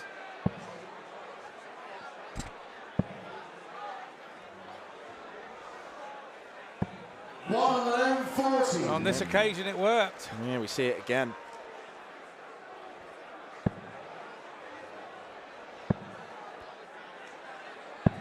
$97. Patrick Uruguay 121. 11 or treble. Did not want single 81. 14. Jim Uruguay 112. That goes down as a big error, and it could be a big wasted chance. Double 16. 96. Well, was pretty convinced he was going to go for tops then. He's been pretty good on that double.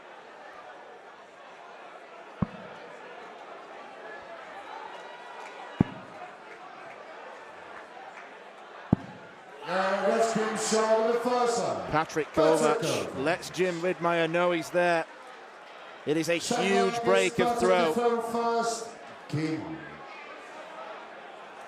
Jim had a dart, didn't he? To break, to hold his throw. Kovac knows that was a big break of throw. 56. But a break is only as good if you hold it next throw, next leg. 96. And by giving out all that energy, Kovacs came in and had a poor first visit. 77.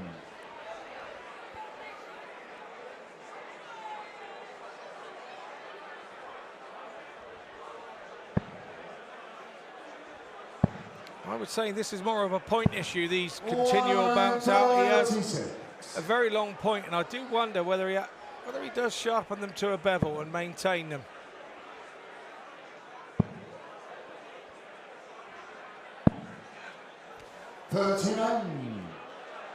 Well, if he isn't doing that, I'd suggest he probably does pretty sharpish. Otherwise, no pun intended, Jim Widmeyer will be given more chances. But it seems to be a very... Nobody else is really having problems. There's the odd one in the ladies earlier and a few flight-on flights, and I don't blame the board for that. But these are when the dart is in the middle of anywhere on its own. 125. And the more it happens, the more you'll consciously think about it, and the more you maybe try and make adjustments to your throw, Yes, which is always you do. dangerous. You do. You're absolutely right. Then you start to overthink things, and then when you're not thinking about your darts falling out, then you start thinking about something else, and it cascades. 134.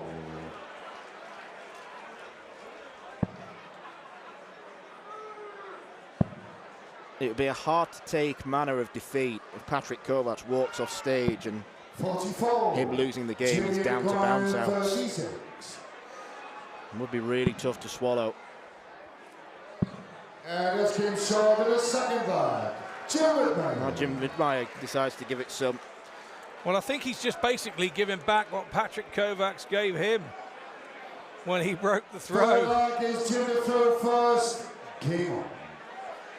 Yeah, if you are a player who gives it, be prepared to take it back. You can't be a one-armed waiter in this game. 100. 54 years old, Jim's been around, been there, seen it, got a dozen T-shirts. 105. All of which are emblazoned with the stars and stripes. Worn 4 of them out, still got 8. 43. And it doesn't worry him one iota. He just gets on and plays because he loves playing the game. 100.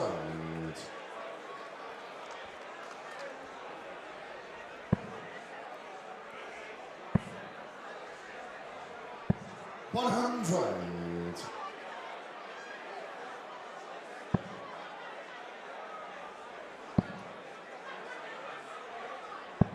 97. Jim Widd amongst a lot of well-known Americans. Larry Butler, another one. 174.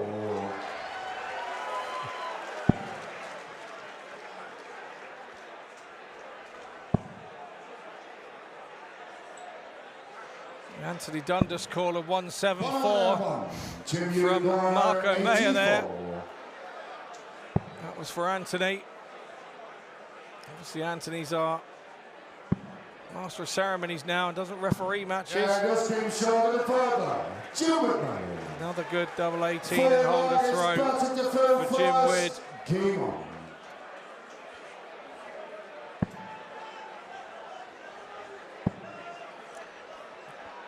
He's one leg away. 92.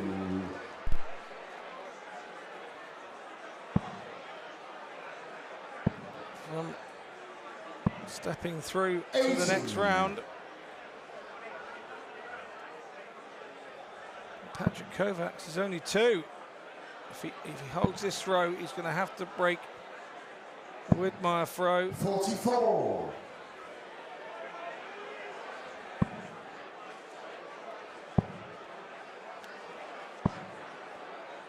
46. A couple of wild ones from Jim.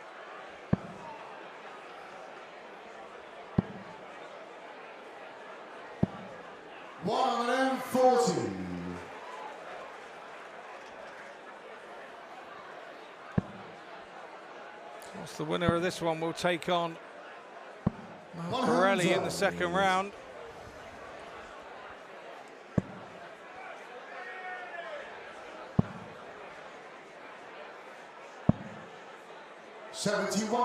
Borelli was my first win here at Lakeside, ironically.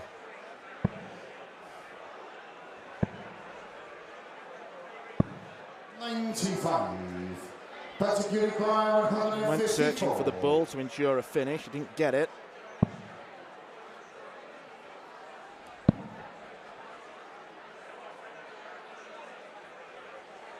.25 scored, 129 left, so we'll be downstairs. 32. Just made an absolute hash of it, didn't he? Yeah. That was a mess. Should be a good guide for a 140. Indeed it is. Patrick Kovac might just be forced to take this out. He's staring down the tunnel of the exit door.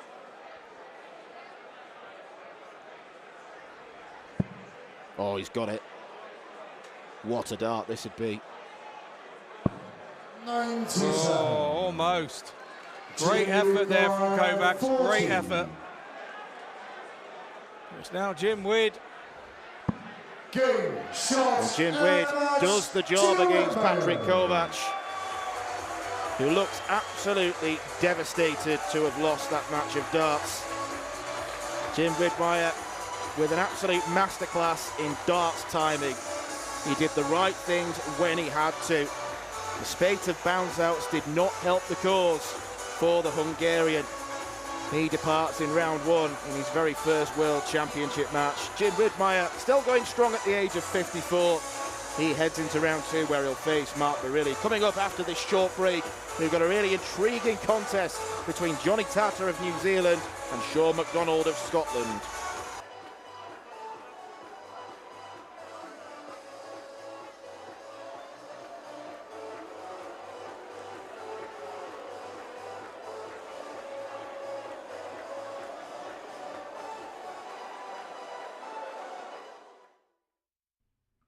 This program is brought to you by Benji Marine Engine Repair and Trading, specialized in Wärtsilä engines with a 24-hour-a-day, high-quality, worldwide service. And by Hemeco Storage Systems, your one-stop storage system solution with over 100 years of experience. The 45th annual Win More Fleetwood Memorial Las Vegas Open will be held from January 19th till the 21st. Sin City welcomes you to come and play in the entertainment capital of the world. Both men's and women's champions will win places at the 2024 WDF World Championships. The Romanian Darts Festival is from January the 26th till January the 28th. Come join the party in Bucharest. Register to play by Wednesday the 24th of January. The Toto Dutch Open Darts is held from February 1st till February 4th. Registration is open until January the 16th. The Toto Dutch Open Darts is by far the largest darts party in the world that you should not miss. And the men's and women's champions go to the Lakeside in December 2024. The Swiss Open and Helvetia Open tournaments are held from May 31st till June the 2nd. One of the longest running tournaments in Europe invites you to join them in the most beautiful surroundings you'll find in Europe. The Swedish Open and Masters is held from August 16th till 18th, a popular tournament for many of Europe's best aerosmiths. For more information on each of these tournaments, go to the link in the description. A special thank you to our tournament sponsors Win More, A&G Travel Group, iDarts, Dart Connect, CT1 and Quiff.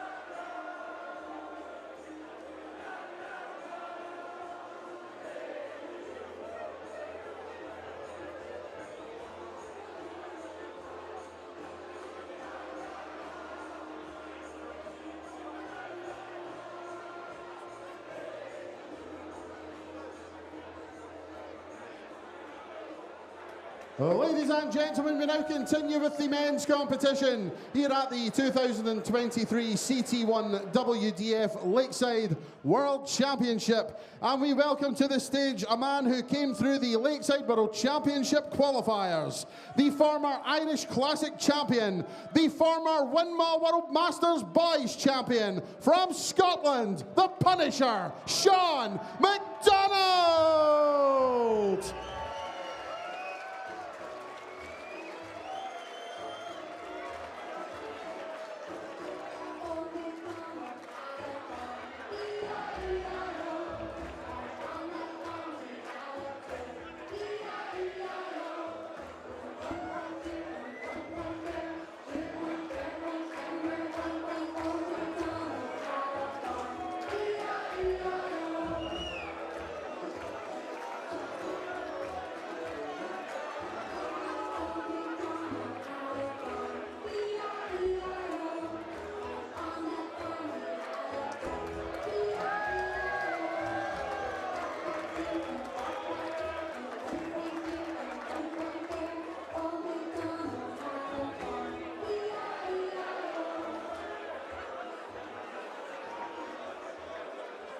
His opponent also makes his Lakeside World Championship debut.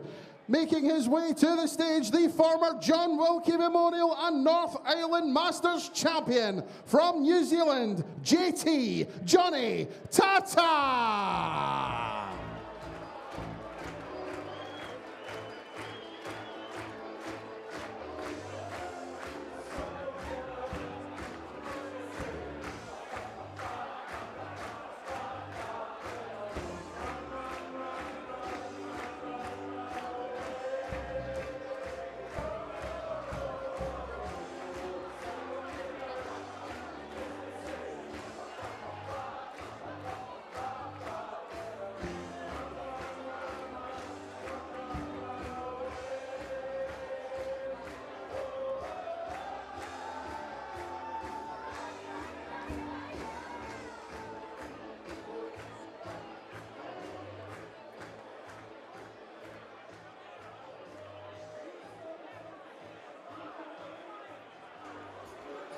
Well, once again at Lakeside, we are displaying what a truly global sport darts is becoming.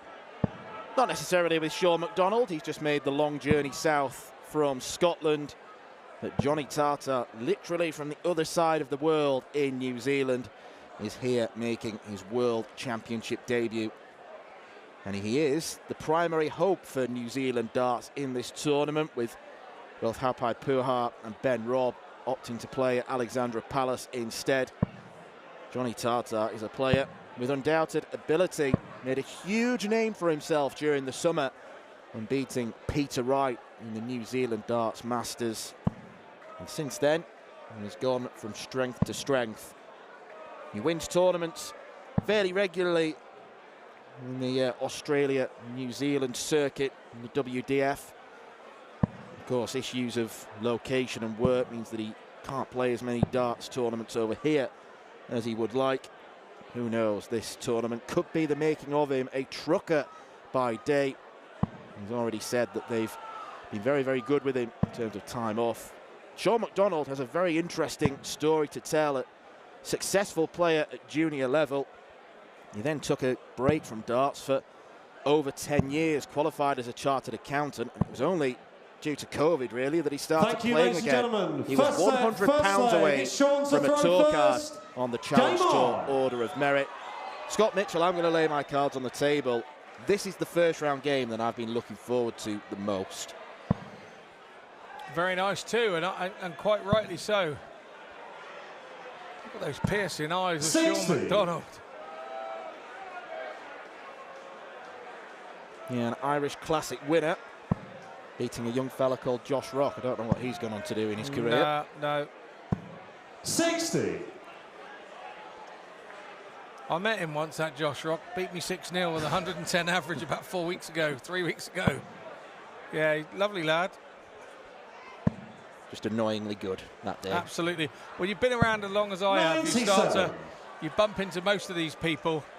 I can't say that I've ever played Johnny Tata, but I have Sean McDonald, and he played absolutely 60. superbly against me at Q School, and it was actually the day that I won my card.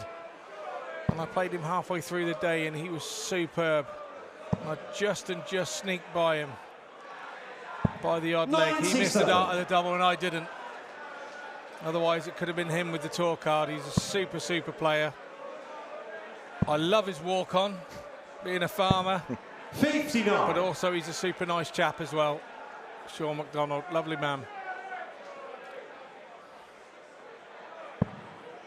Yeah, he decided that he fancied picking the arrows back up during the COVID-19 pandemic and quickly realised that he'd not lost any of his ability. Lost out narrowly to Jim Williams in that tour card race from the Challenge Tour.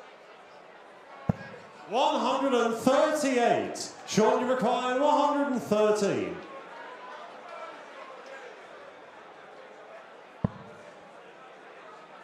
Treble 19.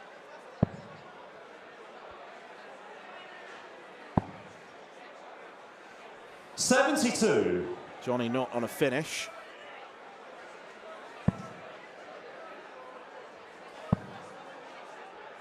Sometimes when you're watching former youth stars and youth players, 41.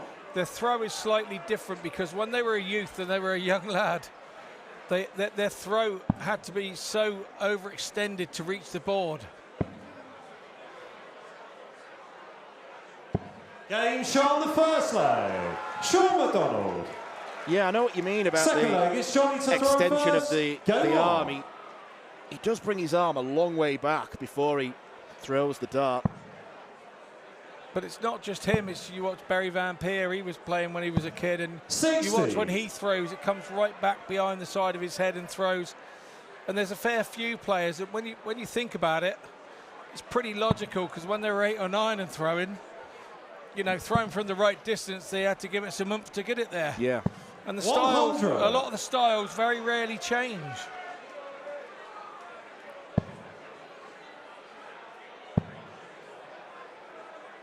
Johnny Tartar's 57. a player who's been playing for a long time now. Comes from a real darting family. His dad was a handy player, and he's got his 7-year-old son involved in the game as well. And it was a big shock he caused in his homeland against Peter Wright. Yes, we know that he's had a below par year for his incredibly high standards, but it was still billed as a David v Goliath clash. 100. David emerged. I do remember watching that, actually. And not only that, he lost in the quarter-final in the last leg decider against Rob Cross, who eventually won the title. 59.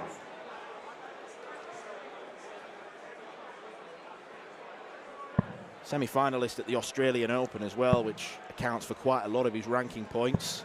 100. Yeah, good tournament that, the Australian Open. I went down there in 2019 to Moama. It's just a bowling club just on the Murray 42. River. Lovely little town. 2 and a bit hours north of Melbourne. Lost in the final to some fella called Heta 100. Damon or something. Yeah. I wonder what happened to him. I seem to pick him, don't I, Dan? Full-time walk-on merchant now. Yeah, absolutely. 100. Johnny, you require 84. Might only be one at the bull.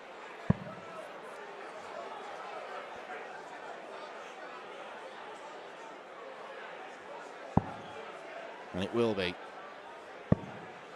54. Well, the line was Johnny right. The required weight was 104. not.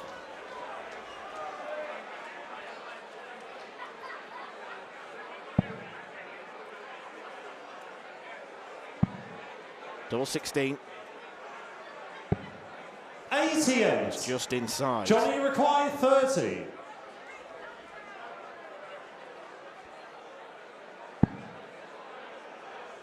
The right way to do it. Go at it full beans. Game Sean, the second Correct. leg. Johnny Tartar. That's the perfect Third way leg and is how to Sean to attack throw that first. sort of shot. 30, 34, 38. Attack it with your first dart. You don't really want to be outside it. You want to give it a good go. 99. Have a chance of winning the leg. Yeah, it can be so tempting to just timidly throw it, and then you're a long way outside. Maybe just in a matter of using the first dart as a bit of a marker. He went full belt. 100. Yeah, he did, and he got the rewards, to be fair. Got the rewards.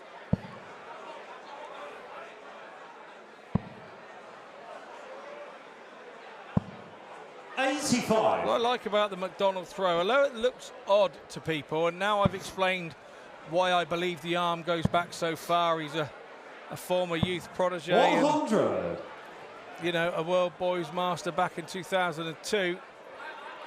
His head is still very still and focused. He goes back alongside his cheek, and this is a perfect example of it. 180. First 180 for old McDonald. Who doesn't have a farm. 55. Sean Recline, 137. Because I did ask him. Yeah, and he's not that old either. He's only 38. Thanks for that. That was where you say, you're not old enough to have a farm either, Scott. And I said, oh, thank you very 97. much. Short, and you Took didn't. the words out of my mouth. Yeah, I did, yeah.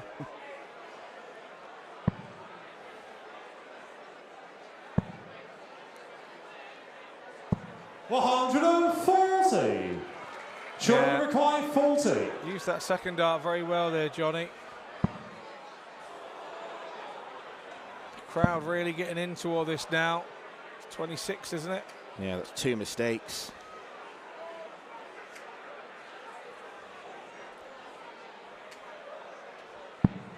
$14. Johnny Recline, 106. So a chance of a break here for Tata. 86, treble 18. Not to be. 98. Sean Recline, 26. I feel he has to go for it.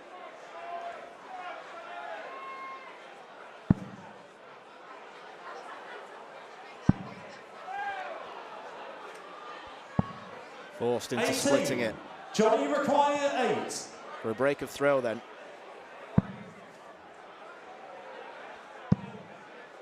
So close.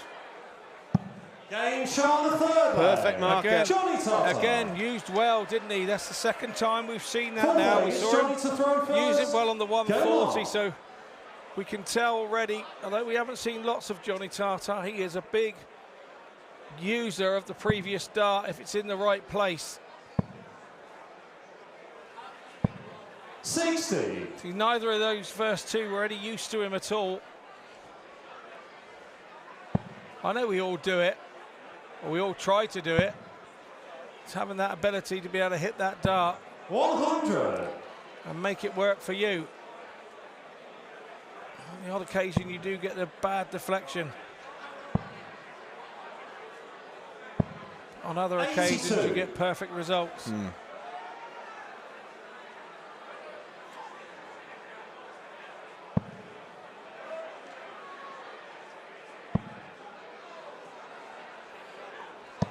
$140.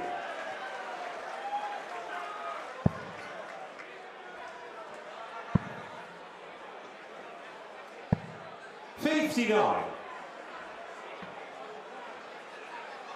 Well, even though he's 2 legs in front, I don't think Johnny's quite firing yet. Sean will feel this is a harsh reflection. Yeah, he will, because it was a slight mistake 41. going for that tops, and then he had another mistake by not hitting the big 3. He hit the treble 3. And when that left him on the horrible double 13, it's not one that you practice. It's not 60. really that side of the board above that you practice. It's just got horrible, didn't it? And Johnny Tata, he took advantage.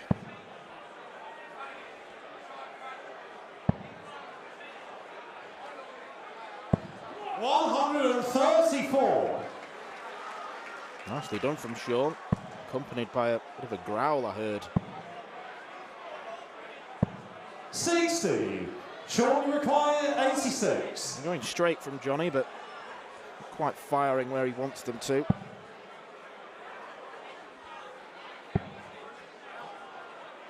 Up for double 8. Game Sean the fourth leg. Gets it. Sean McDonald. 86 checkout from Fifth Sean leg, Sean McDonald. to throw first. Game on. He's given himself a real chance of winning this opening set.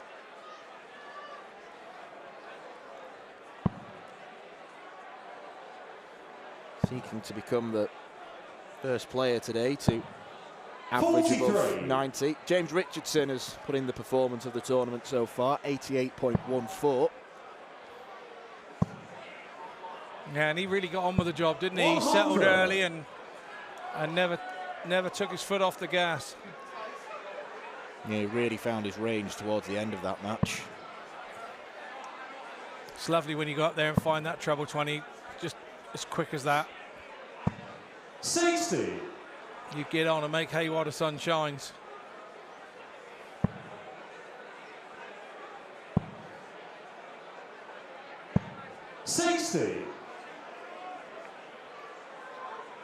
Gave the board a bit of an accusatory look then, Johnny Tata, wondering how none of those 3 darts nestled in the treble.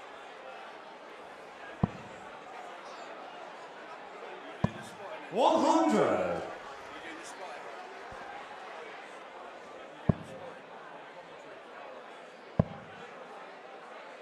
171 maybe. 171.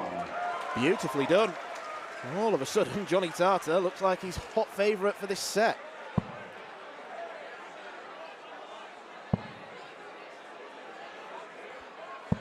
$100. Johnny requiring 170. Donald is hot on his heels. 134. 171, 134. If he takes this out in one dart, Johnny Tata, what a sequence of events to take. 138. Set 1. Johnny required 36. Game shown the first set. Johnny Tata. It takes 2, and Johnny Tata is 1 set ahead. Would you regard that as a bit of a steal almost? Second set, first leg. You would call it a It's Johnny to steal throw if first. he hadn't hit Game anything, on. but he really worked hard for that. I don't think he stole that, and I don't think Sean McDonald gave that away. I think Johnny Tata earned that. 100. The 171, I think, was the real turning point in that last leg. Absolutely. Brilliantly found.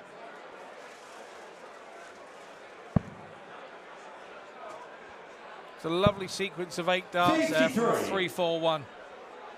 Super sequence. You gotta just tip your hat as a player when that happens against you. And he's really got his mojo now.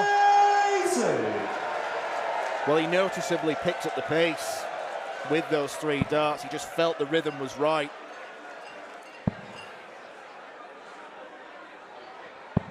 $97. Certainly doesn't look like a debutant here, does he? He's not fazed by any of this, but then I suppose if you've beaten Peter Wright on the big stage. 60.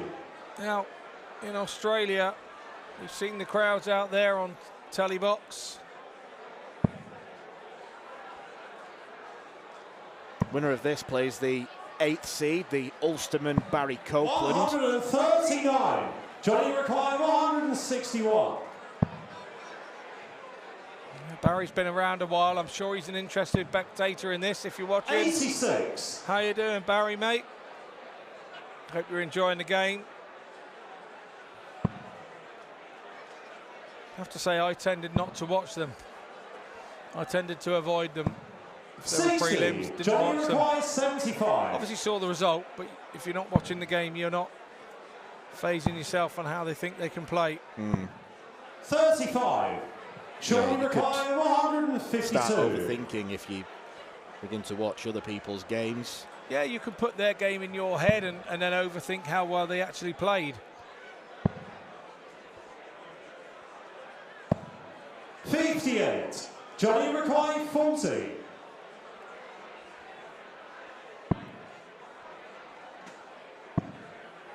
Two decent markers.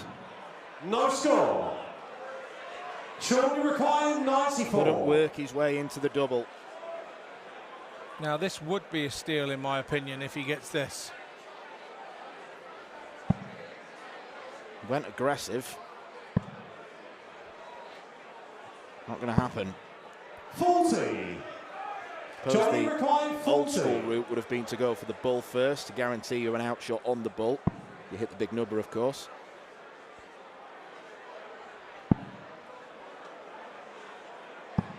Game shot on the first leg. Well, it took Johnny Tartar, 6 second leg, darts. it's Sean to throw But first. 6 darts gives him the leg at least. But it's all off the back of the momentum of winning that first set and that lovely 8 darts to finish the set. 96. How can you not be confident as a dart player when you finish like that? 8 darts, 3-4-1. Could have been 7. But let's not get greedy. 100. That's the way that I would look at that. Don't be greedy and say, oh, it could have been 7. No. Be happy with 8. You'd have took that while you were sat there on 3-4-1. 1-7-1 set that up. 180.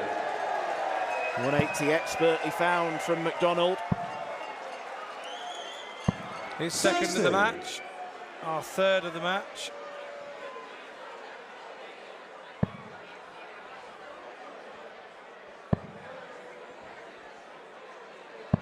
$96.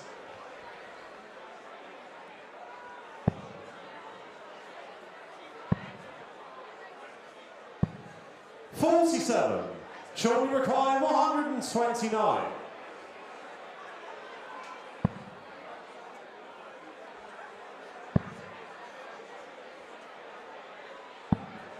89.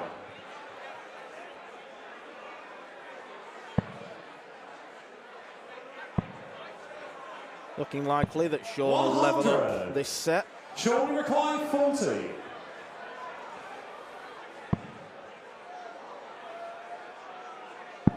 Game shot on the second leg. Exactly what he does do. Third leg, it's Johnny to throw first. Game on. Set up by that beautiful 180.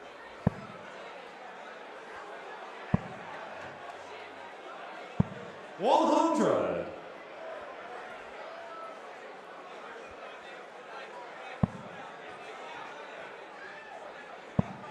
A 9-point disparity in the averages right now 100. in favour of McDonald, and yet he trails. What was it you said a few games ago? They don't put something on trophies. Yeah, averages they don't. They're on the 41. trophies.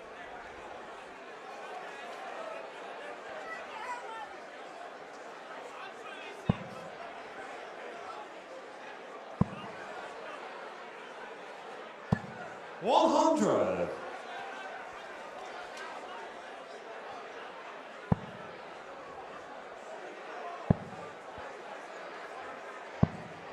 43.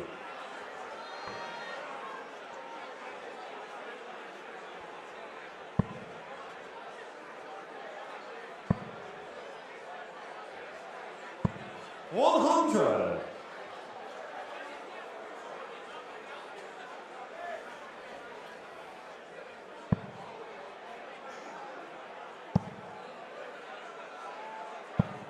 60.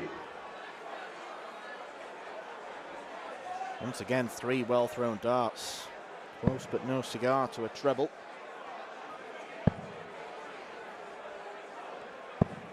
96.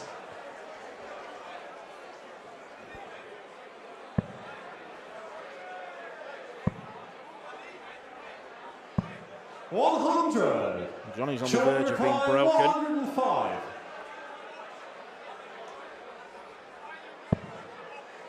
Treble 18.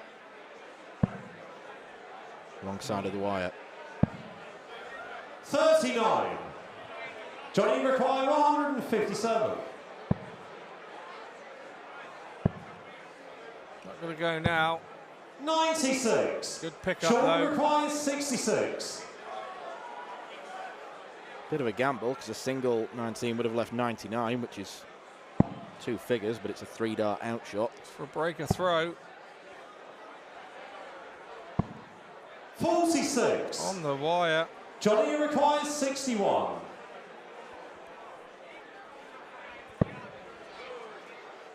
Went hunting the 25. He's only got one dart at double 16. 45. Yeah, that's always difficult Sean to hit when required you've 20. missed by so far on the bullseye. Rattles the nerves a bit. Game Sean the third leg. Sean McDonald. Straight in from Sean.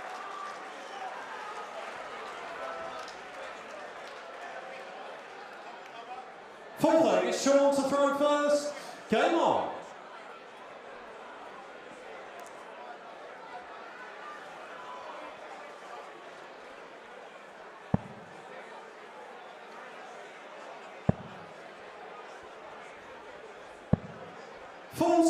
It's not a good opening salvo. No, he would have really just a lovely straight ton would have done the job there.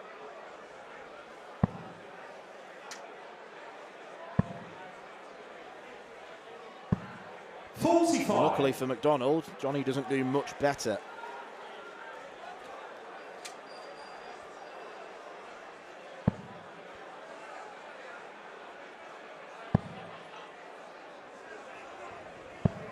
$96.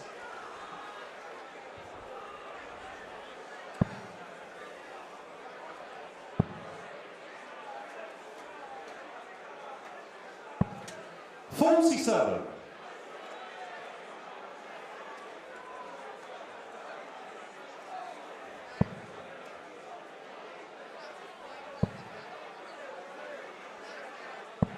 $140. Good fist clench there from Sean McDonald. He knows how important that was in the situation. It's about 180 in front.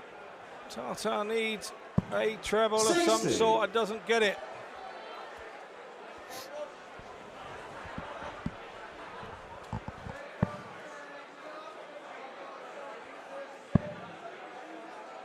Oh, that's tidy. He'll stay there. 96. Nicely done indeed. And even a 180 won't get Johnny down to a finish. 81. Sean required Good experience here from Sean 126. McDonald because Johnny Tata's been throwing everything at him, and he was playing in his purple patch.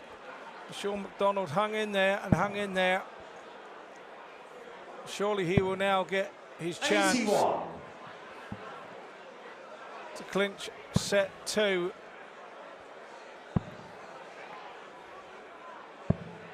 $44. Sean required 45. All going a bit pear-shaped for Johnny, and Sean is looking to pick him off.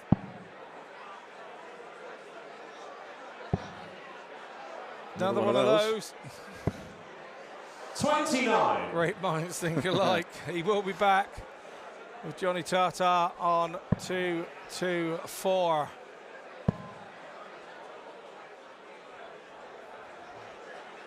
On 4-4, Johnny. 60. Oh, I thought that was Sean a treble. requires 60. He's had a lot of those kinds of visits, Johnny, where all three darts have been well thrown, but just not in the treble. Game Sean the second set. Sean McDonald takes the second set. He takes it on double 4. And that's 3 legs in a row he's won now. Third and final set. First leg. It's Sean to throw first. Game on. Barry Copeland is still none the wiser to who his opponent will be in round 2. On the basis of recent legs, I think you'd have to say Sean's the favourite now. 97. There's only been one leg in this match where, oh sorry, 2 legs where Sean hasn't had a dart at a double. One of them was that superb 14 darter from Johnny 60. where we saw the 171, the set clincher.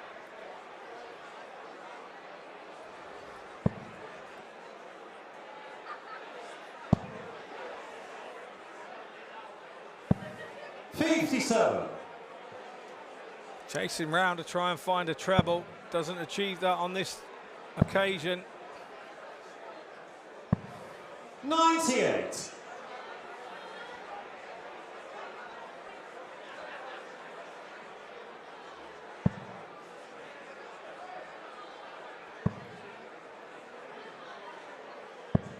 AC.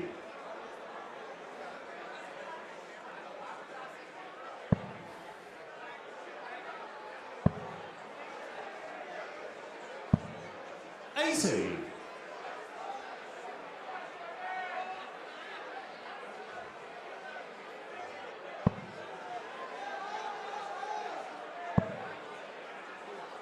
It is a tough slog for players coming over from the Oceanic region. I'm not sure when Johnny Tartar arrived in the UK, but it'll take him a good couple of days just to adjust to the jet lag. Sean requiring 167. Yeah, when I did my trip to Australia, I had the jet lag going out. It wasn't coming back too bad. It wasn't not too bad at all. 102. I think it's all on the timings of when you leave and when you come back. Not being a seasoned traveller, I suppose he may not have known when the best time to fly was to land. Requires 65.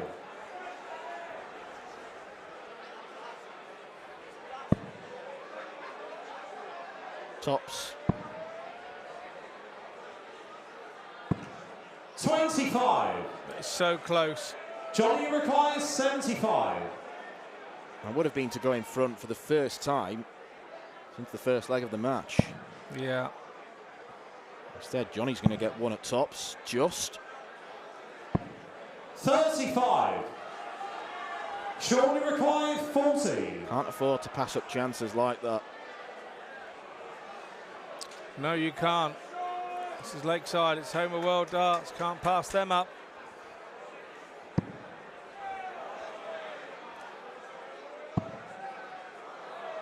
Double 10. 20. Does not rescue him. Johnny required 40.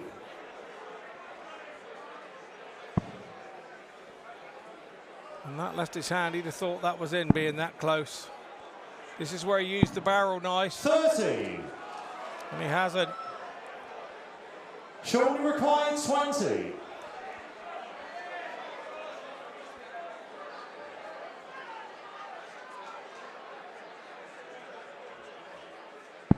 Game Sean the first leg. Sean McDonald. That was straight and true. Second leg, it's Johnny. Clean as a whistle into double 10.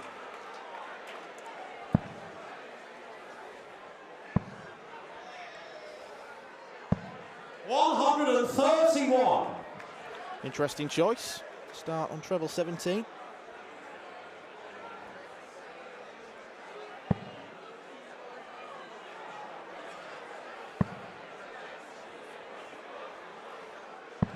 $140.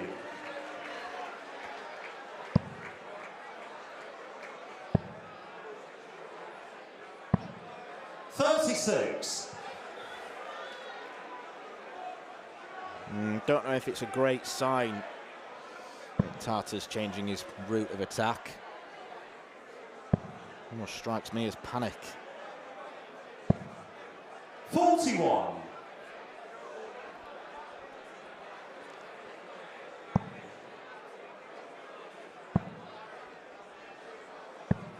$60.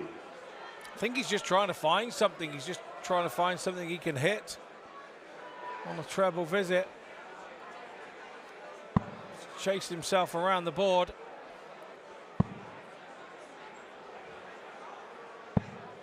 $30. But McDonald's not getting away from him. So every time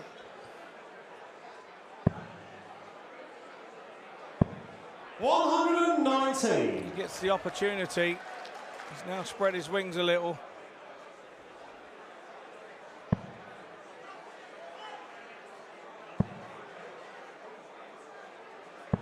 $140. Johnny required First start did look 155. inviting, and he does get himself down to a finish.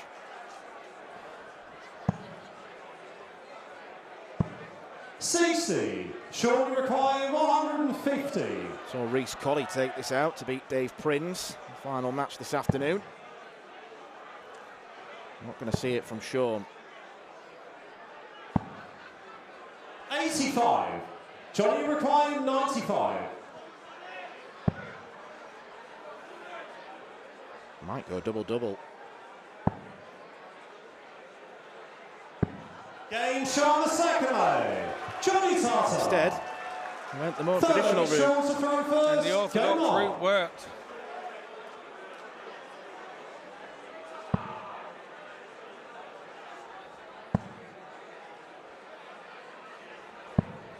$92.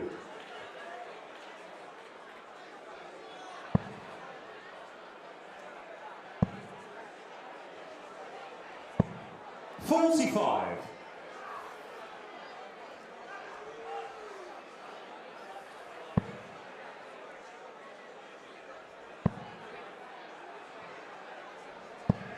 $60.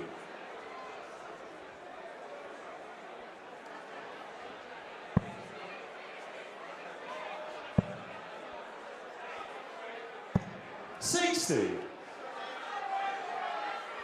Still a tough one to call this. Sean McDonald's scoring power has been better, but Johnny Tartar has found a way to dig in. 93.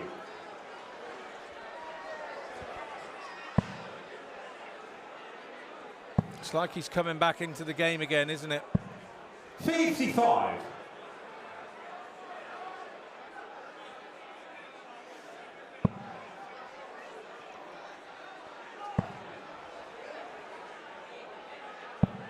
$98.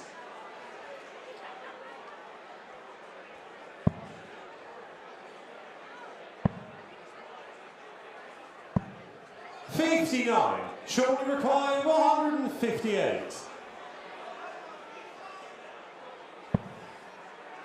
Another one. Leaves Doesn't need double to 19. go for it if he doesn't want to. 126. Wise words. Leave your favoured double. Back yourself with 3 in your hand. 42. Shortly requiring 32.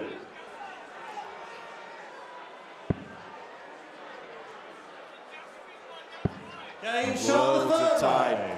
Sean McDonald. You don't necessarily need to use it Fourth all. leg, it's Johnny to throw first. Sean Game McDonald on. one leg away. This is a must-win leg now for Tartar. Otherwise, McDonald will be saying ta-ta to him. He will indeed.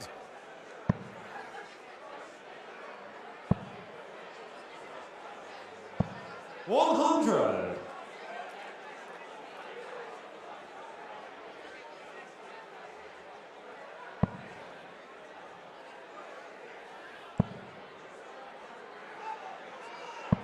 $100.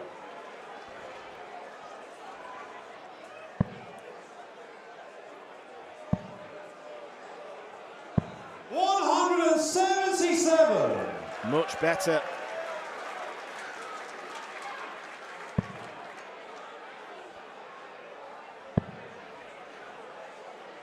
His third visit of 3 big 86. trebles. 3 different ones as well. it's just 180, 177, 171. It's a sign that he doesn't want to go home.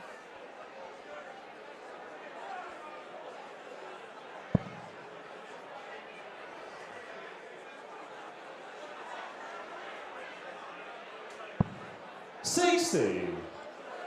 Really had to move across then.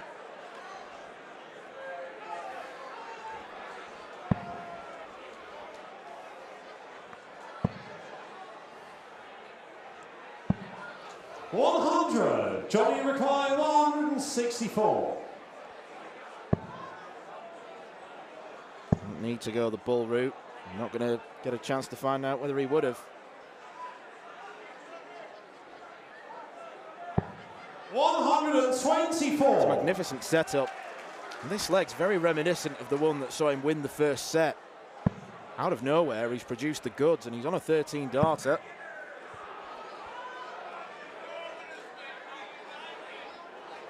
Will Sean McDonald fancy leaving? Probably should go treble 19. 139. Johnny Real quality leg, 40. this one.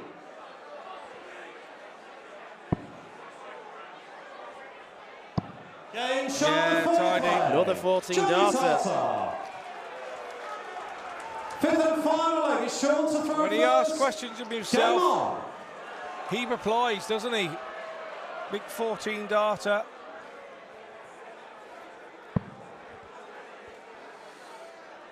Sean has the advantage of the throw. 99. It's a solid start.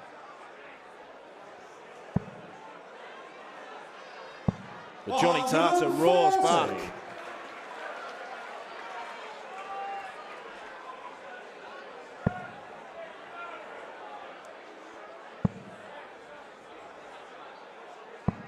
$100. Like the early release on the last start.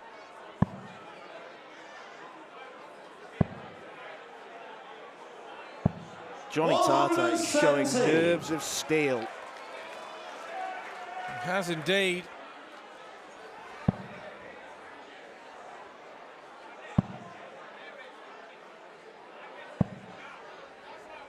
$112.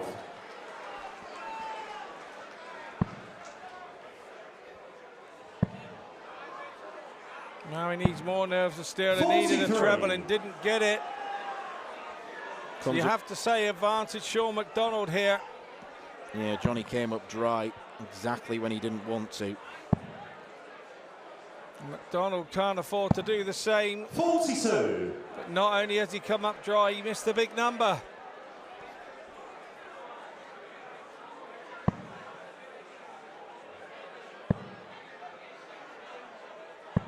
$100. Great Sean last start. requiring 148. Under the circumstances, massive.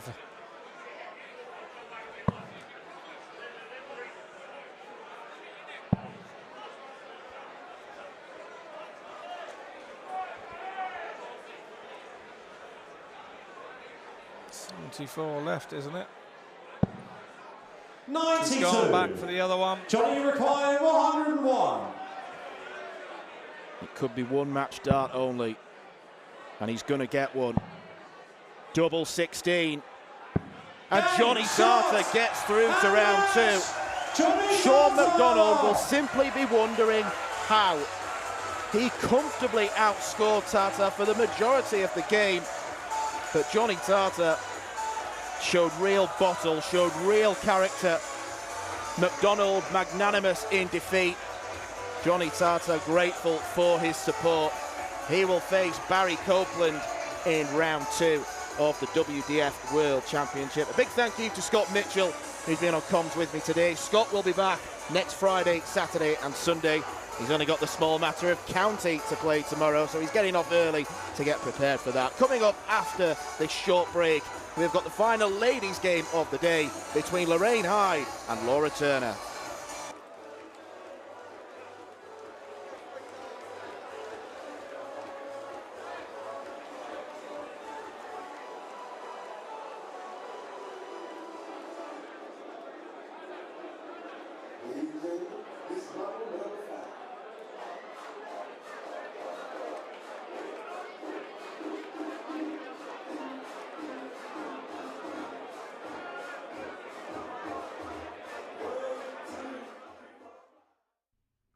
This program is brought to you by Benji Marine Engine Repair and Trading, specialized in Wärtsilä engines with a 24-hour-a-day, high-quality, worldwide service.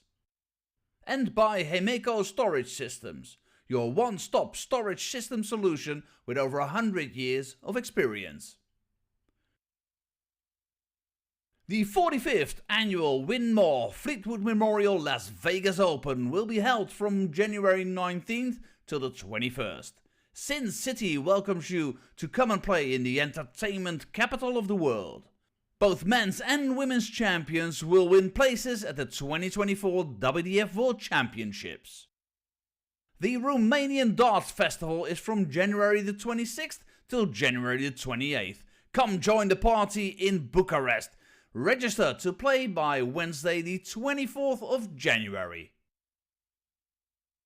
The Toto Dutch Open Darts is held from February 1st till February 4th. Registration is open until January the 16th. The Toto Dutch Open Darts is by far the largest darts party in the world that you should not miss. And the men's and women's champions go to the Lakeside in December 2024. The Swiss Open and Helvetia Open tournaments are held from May 31st till June the 2nd. One of the longest running tournaments in Europe invites you to join them in the most beautiful surroundings you'll find in Europe. The Swedish Open and Masters is held from August 16th till 18th, a popular tournament for many of Europe's best aerosmiths. For more information on each of these tournaments, go to the link in the description. A special thank you to our tournament sponsors Winmore, A&G Travel Group, iDarts, Dart Connect, CT1 and Quiff.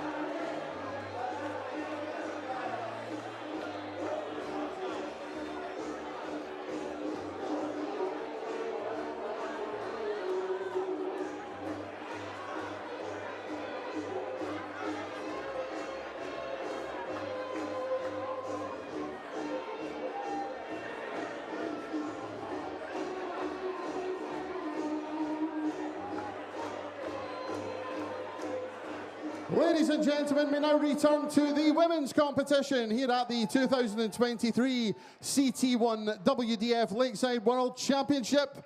This is the home of World Darts. This is Lakeside!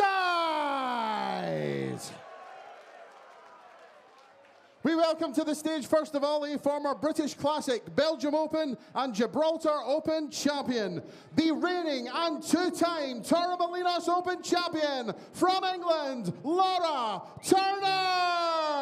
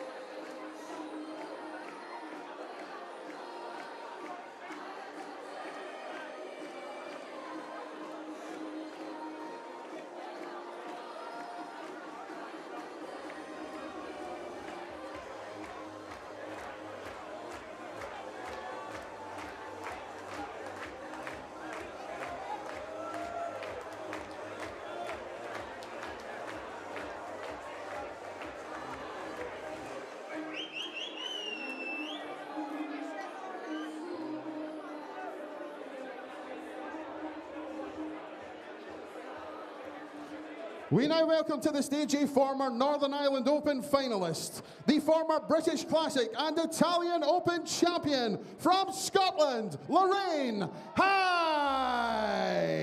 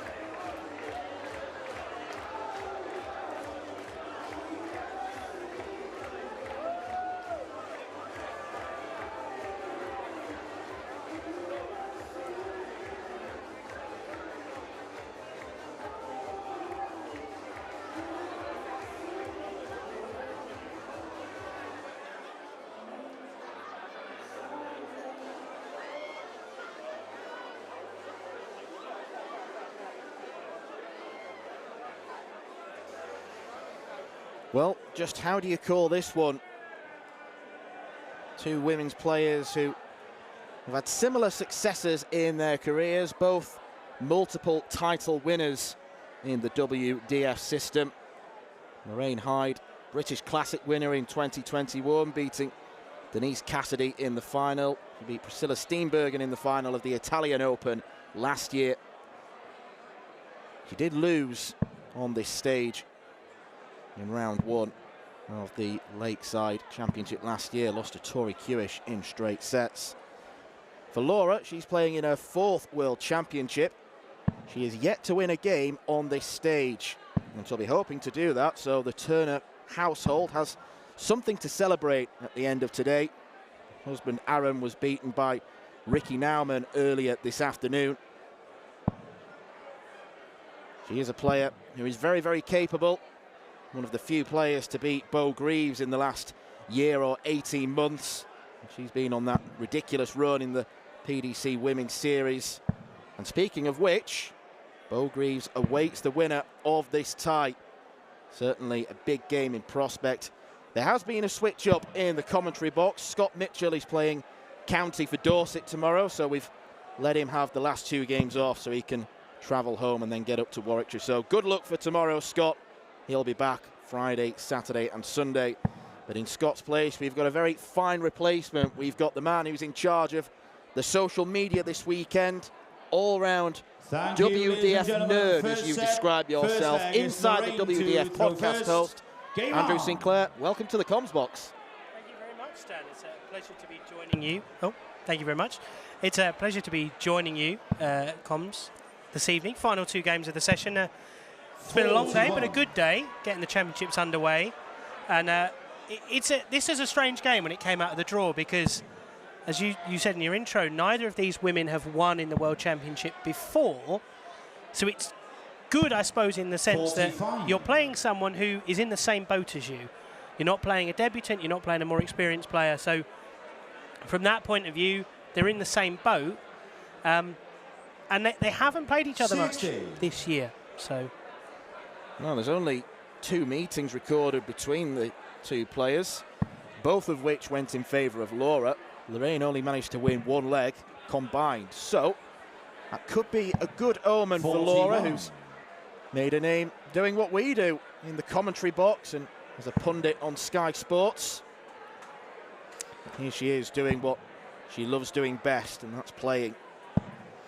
30. Those increased media commitments Laura's taken on, and she's fantastic, by the way, but they have meant that her time on the circuit is obviously a lot less because she's got to juggle that, looking after her and Aaron's children and 60. Family life as well, and work. So she's a busy lady. She's played a lot less of the circuit, whereas Lorraine is a regular on the tour and the Women's Series, was over in Ireland a few weeks ago, got to a last 16 and a quarter final in Killarney. So she's playing well, and you've probably got a better guide to her form. But, you know, when Laura has played in the Women's Series this year, when she's played on the WDF circuit, she's had good results, steady averages. So this, to me, strikes me as a game that could go all the way. 100. Yeah, I think I agree with that assessment.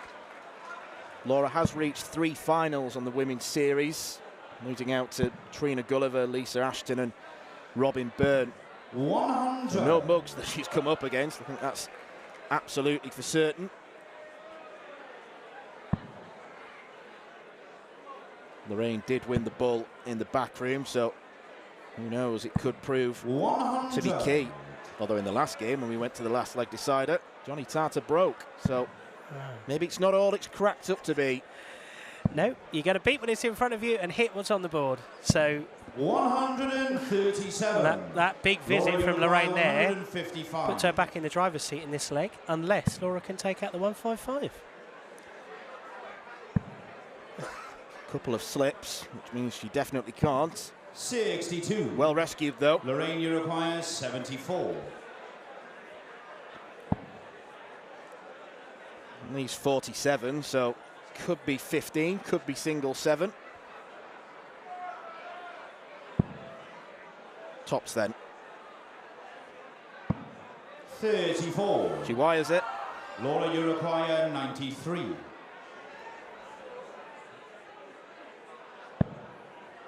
Laura goes aggressive rather than the safety first route of the bull.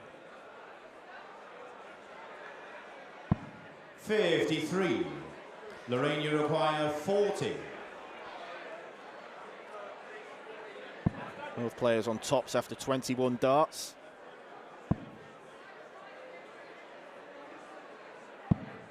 20. Too Laura, high, you require pulls the third 40. one low, and can Laura do any better to take an early lead, an early break of throw? And that will offer no help. Neither will that one. Third time lucky though, and Laura Turner breaks the throw, takes out tops. First leg of any match is so important. If you do win it, it just settles you down. And if you're on the receiving end of it, as Lorraine was, particularly missing 4 darts at a double, already the negative thoughts can enter the mind. Particularly true when you have two players who... 104. Particularly when you have two players who have perhaps not the best memories of being on this stage in terms of their performances, their results. Laura last year was up against Mikuru Suzuki. 60. Played quite well in that game, but ultimately fell short. Lorraine, I know I spoke to her at the time, had a really tricky draw last year because she was playing Tori Kewish of Australia, who is one of Lorraine's best friends on the circuit. And she, when she looked at the draw... 140. Strong start from Laura. When she looked at the draw, she said, the one person I don't want is Tori. So that's obviously I'm going to get. She did get, and then she was incredibly emotional, ended up 47. crying at the end of the game. So this year, her and Laura are friends, but it's not quite the same situation. But, it's Laura who seems to have settled down better. And I think every milestone in this match is going to be important for these two players. 100. Brilliant leg from Laura Turner. Potential 11 darter. And she'll be so keen to win this match, not just because it's a game of darts at the World Championship, but this is essentially a home tournament for her. It was just down the road in Byfleet in Surrey.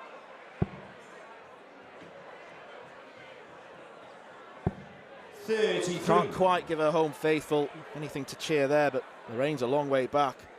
Yeah. Ideally needed 3 trebles to put any kind of pressure on. But 76. not enough. Laura, you require 8.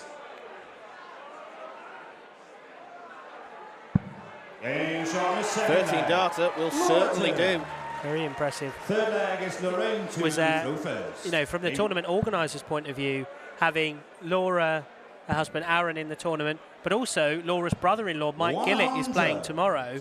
So having all 3 of them in the first round, you sort of have to think as organisers, well, where do you put them?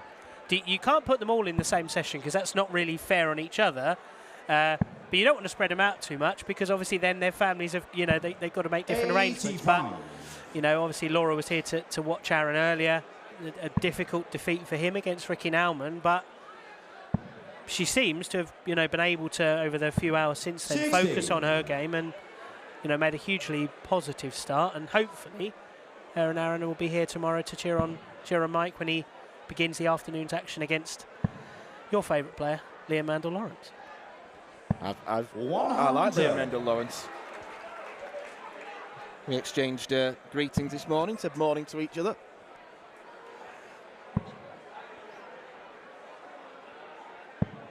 .45.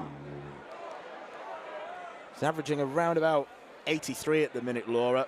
I think from both of these players, the ballpark average would be around the mid-70s if they're both relatively on their game. So Laura Turner 45. certainly outperforming herself at the moment. Lorraine Hyde definitely underperforming. You know what a good player she is. Just like this. 121. I think with both ladies, the scoring has never really been the problem. It's just the finishing sometimes lets them down. But, I mean, so far, Laura's been clinical. Lorraine only had those chances in the first leg, which she wasn't able to convert. But that's sometimes where the fluctuation comes in, is just on that outer ring. But, I mean, Lorraine's hit some very big averages in the women's series last couple of years, 90 plus. And I know from talking to her before, a lot of that stems from her. 45. A lot of her match practice up in Aberdeen, where she's based, is because she plays in men's single leagues. You know, there aren't enough female dart players where she is, so she's often playing, you know, in men's leagues, and that's obviously helping to level up her game and make her 43. competitive at the business end of tournaments within the PDC system, but of course in the WDF system, and that's why she's here playing in this, her second World Championship. Yeah, it's certainly a good way to raise her game. 58. Laura's Laura highest Uruguay, recorded average is 128. 84.5. That was in the women's series last year. That's a flyer.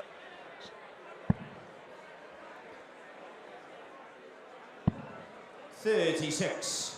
I think that's an area Lorraine where Uruguay, these two can 72. improve the game as well. The setup shots to leave favourable out shots. And there's another example. It probably have to be 13 and Bolt.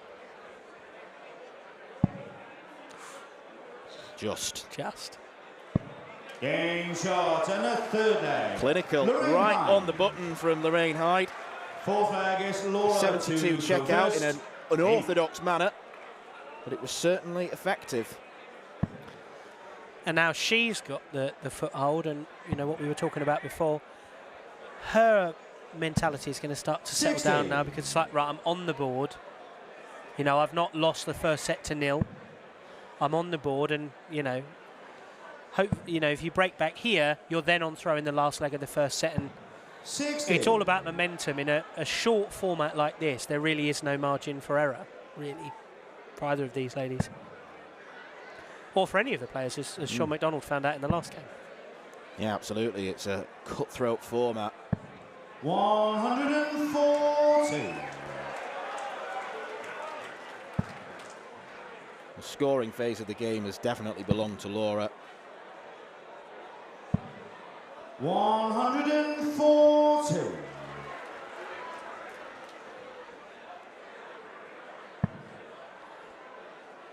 But it's great to see such a full house here today. This afternoon session, even more in the building tonight for this evening. 41. Of course, a lot of those are, you know, Laura's friends and family are here to support her and Aaron, of course. But, you know, generally, I think people are really excited to be here at the Lakeside, and a new slot in December. Some question marks when that was first announced this time last year, but, you know, from the reception, the uptake, I think it really works, and should have 9 excellent days of tungsten action to look forward to. Yep, completely agree. We've got a sellout next Saturday, 60. Friday and Sunday doing very well as well.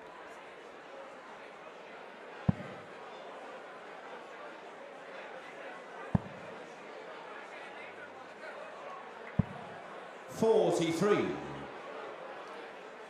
It's a bit of a slip. She does get down to a finish, but it's an unlikely one.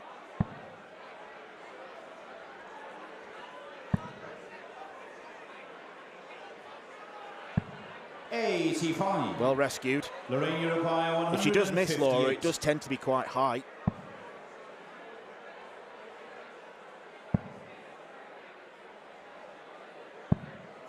.44. Laura Uruguay, 115.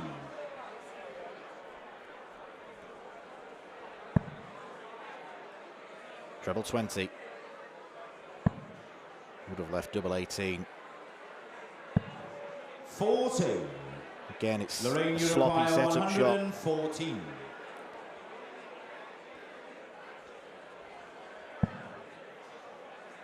We'll have to switch. Treble 18. Stay there. No, goes back. 58. Laura Uruguay, 75.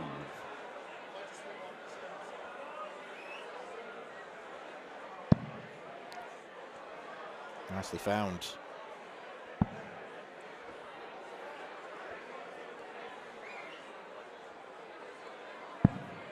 Laura Turner just on the edge of double 6. There was a big exhalation Lorraine after the Uruguay, double 12 came 56. inside. Even bigger one if Lorraine can take this 56 out now. Which will get 2 goes at tops. 16. Neither of them accurate. Laura Uruguay, 12. This is where the jitters start to come in when there's a spate of missed doubles. Double 6 now. And it is a set on the board for Laura Turner. Laura Turner. Probably one that she deserved to win on the balance of play. Second set, first leg. It's Laura to throw first. Game on.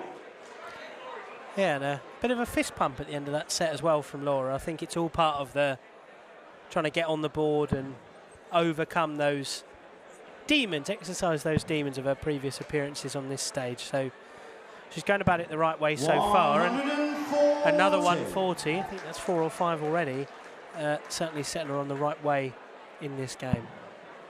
Yeah, she has won 1 game at a World Championship before, but that was in 2020 when it was played at the Indigo instead. She beat Dieter Hedman. 13.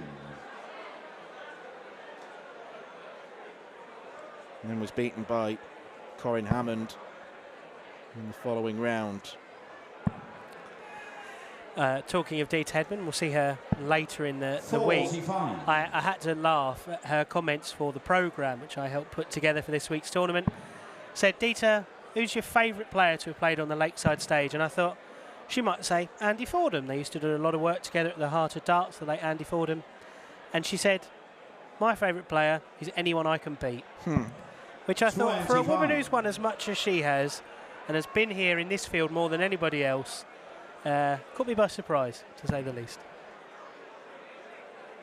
Gives you an insight into the mindset of a winner, I suppose. Yes, as she herself has said to me on many 85. occasions, it is what it is.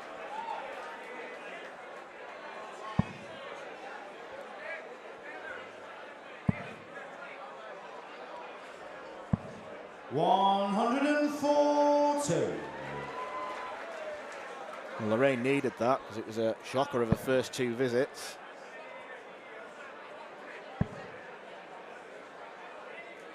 Laura's just chipping away nicely. 81. Frustrating last start, but she's done well at hitting at least 1 big treble per visit, and that's probably going to be enough to win the game. Yeah, and look, I mean, Laura, I watched her earlier in the practice room, really consistent, lovely straight line, and that's what you're seeing on the stage now. I know some of the players earlier in the day remarked that, you know, the stage was a lot warmer than the players' room, and they kind of somehow struggled to replicate. 114. Very close. We saw Reece Colley take out a 150, slightly different route earlier on. That would have been some finish, but she's really replicating what she was able to do in that practice board, which, you know, a lot of us say were great on the practice board, but she certainly looked going great guns 36. earlier and very much is here. Double 18, take a 1-0 lead in this second set, first to 2.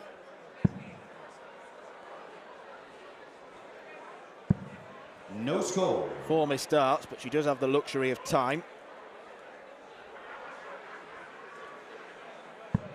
Lorraine's going to be so disappointed with how she's played because, as you mentioned, she's a player capable of much more than this. Laura Uruguay, 36.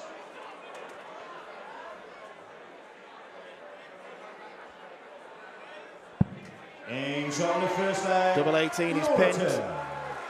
She holds the throw. Second leg is Lorraine to throw first. Game on. Bit of a wry smile there on Lorraine's face, as though to say, you know, I'm not playing quite at my best, but also, you know, Laura's just a bit too good at the moment. She's playing a really good standard very consistently through these first handful of legs in this game, and now just, in theory, 1,002 points away from being in the second round. And I suppose when the draw came out, Lorraine's got to come down all the way from Aberdeen. I don't know if she's driven or whether flying was an option, but it's a long schlack either way. Laura could be in bed before midnight. Yeah, her and Aaron hop in the car. Although perhaps a slightly different conversation than maybe they would have hoped to be having. But no, she's playing very, very well. And obviously 60. She can be proud of her performance. And I'm sure her daughters, who are both keen dart players, saw some of them earlier, cheering their mummy on, hoping she was able to book her place in the last 16 back 55. Here during the week to take on the woman that, you know, nobody wants to play. No. At the moment, the hot favourite, the reigning champion, quite majestic Bo Greaves. But I suppose the one positive of playing Bo is that very few people will have any expectation on whoever comes through this game. So you can almost play in a carefree, enjoyable manner. 100. First max of the game for Lorraine. Gives the treble 20 a good hiding.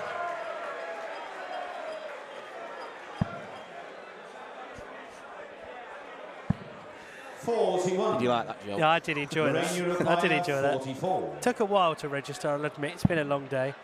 But she's got a big lead here. One shot at tens. 34. Need at least a couple of trebles here from Laura to put Lorraine under any real pressure.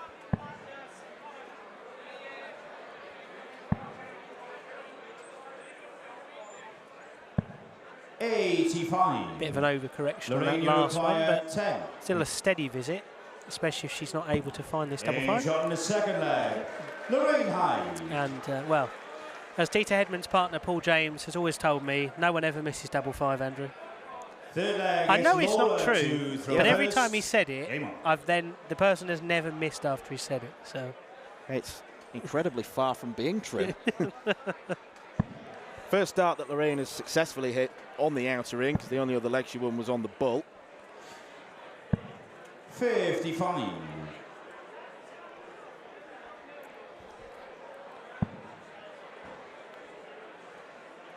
So I have to admit, I was a bit confused last year by Lorraine's walk-on. Have you ever seen the rain? Now, I didn't get it at first, and then I realised that the Scottish teammate Steph Gilmore and a couple of others who were sat with her when they were singing Have You Ever Seen Lorraine? And I was like, 4 years at university in Scotland, and I still didn't work out how the accent could tweak that song. But yes, an enjoyable walk-on from both ladies. This game, 2 enjoyable songs. Although not quite the dancing moves of Leonard Gates that we'll be seeing tomorrow evening. No, we will be richly entertained by Leonard Gates before he's even thrown a dart. You can be sure of that. Laura Turner shares her walk-on with former Lakeside champion Stephen Bunting. 85. Although I think she throws slightly heavier darts than the Bullet. Although I do remember when she first played at Lakeside, Laura had a set of mismatching darts.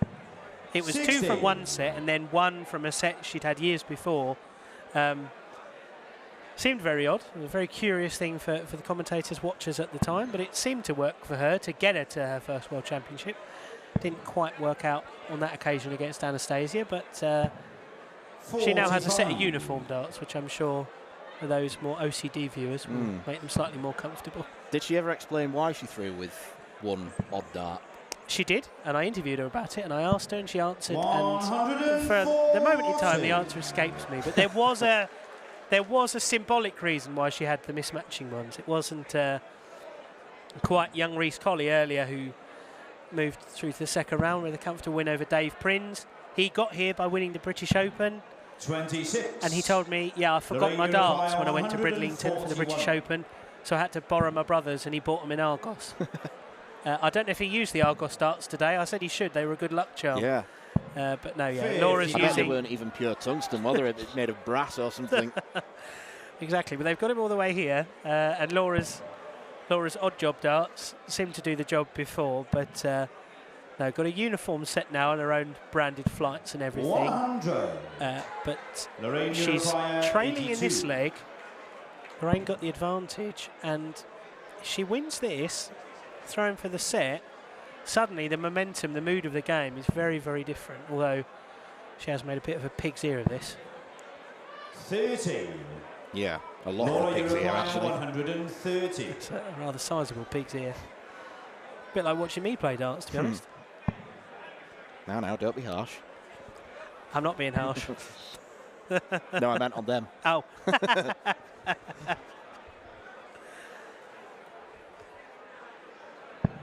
92. Tidies it up well to leave Lorraine, you require dart at 52. double 19. So, Lorraine Hyde to break the throw. Goes for the 12 and tops.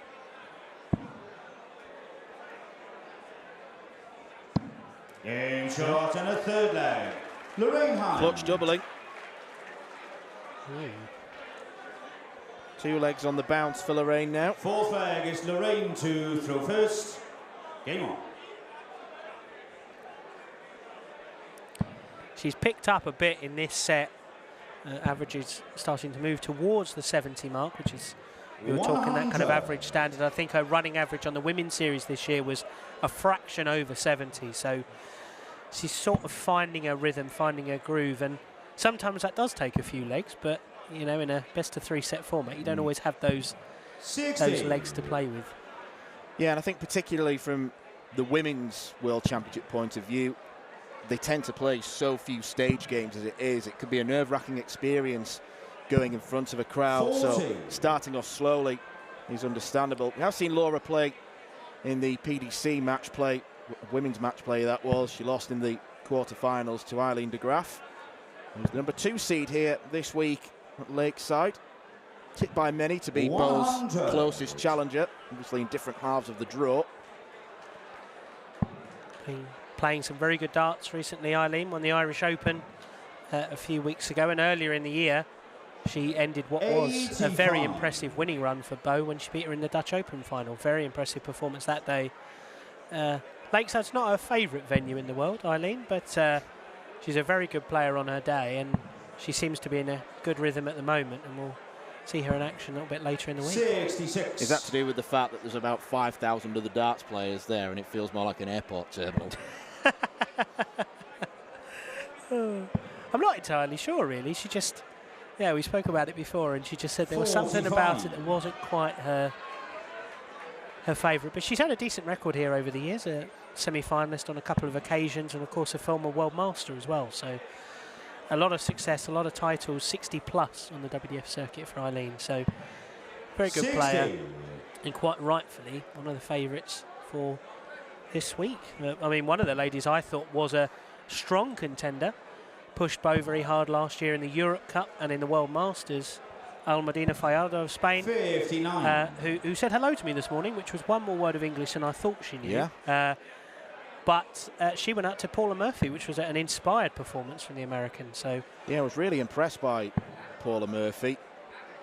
That unorthodox way of going for the treble 19 at the start of legs. Very Madders Rasmer-esque. yeah, it was a real confidence change, because Paula was here last year, and I think the occasion got to her a little bit, and I spoke to her earlier, and she said this time I just backed myself, I went for the 19s like I always do, and it seemed to work out this time. So should we hope it works out the same Monday afternoon when she plays Anka Zylstra.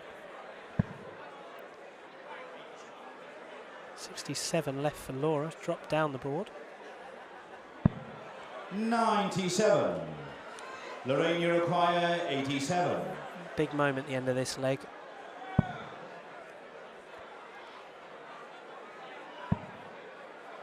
On dart at the bull. 62. The weight was Laura, you perfect. She just require lost the line a 50. little bit.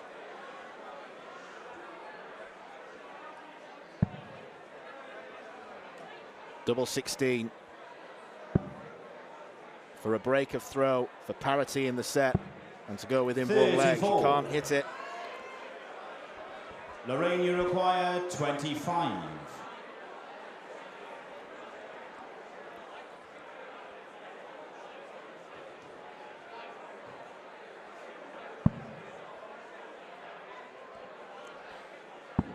Game shot. Well, you're never going to convince me that that was the plan. She was definitely going for 17. I was going to say, it's a very quite an unorthodox route taking out 25, but you know, you do you, and Lorraine's now level and now thrown for the set. And what looked at one stage like Laura was going to run away with it, certainly a much closer game, and more in line with kind of the comment I made at the start of the game that this was one that could be an all-the-wayer like we had just before with Johnny Tartar and Old MacDonald. Amusing story with that one. Sean, that wasn't his walk-on of choice. His initial walk-on of choice was Oasis, and at the Irish Open a couple of years ago he was, I don't want to say bullied, friendly and positively encouraged by Dieter Hedman and Margaret Sutton, a regular for Middlesex, good friend of John Scott, who will be in action later in the week, to go for something a bit more humorous, like Old MacDonald Had a Farm. And he then won out the Irish Classic final against a little-known Northern Irishman called Josh Rock. So it worked then, and he was sort of lumbered with it. Yeah, I suppose the rules are, if you win, you've got to stick with it. Well, he tried to get out of it by asking the good people of Twitter to vote in a poll on what his walk-on should be. And unsurprisingly, the comedy pick of Old MacDonald Had a Farm won rather convincingly in the end. Big mistake that from Sean. Never take to Twitter to ask the opinions of anyone. You'll never get what you want. No. As a friend of his, I won't admit which way I voted, but let me say I was pleased with the song that he ended up having earlier. 100. Laura with the advantage in this leg, a steady ton there. She's got 100 and change ahead, but depends what kind of inroads Lorraine can make this visit and the next.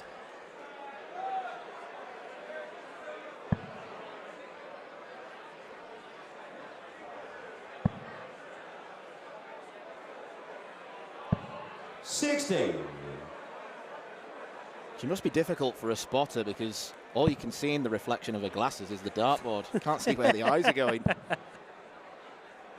Yeah, it wasn't quite as pronounced as Christian Girdle earlier on, where when he went down, the head went down, and it was sort of, okay, yeah, even I worked that one out.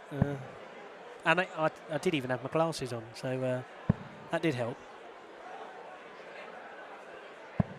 104. Yeah, for those of you that are new to darts, the spotter is the person who basically tells the director where the player is going. It is a tough job. So tough that 60. I've never put myself forward for it, and I don't foresee myself putting myself forward for it at any point. No.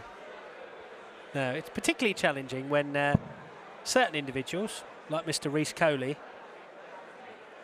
take out 52 twice in their game and go different routes each time. 33. That one literally bent the Lorraine, wire. you require 157. This would be a heartbreaker if she can take this one out. Can't now with a big 5. Treble would make a dent in it, but 45. wrong Laura, side of you the wire. require 40.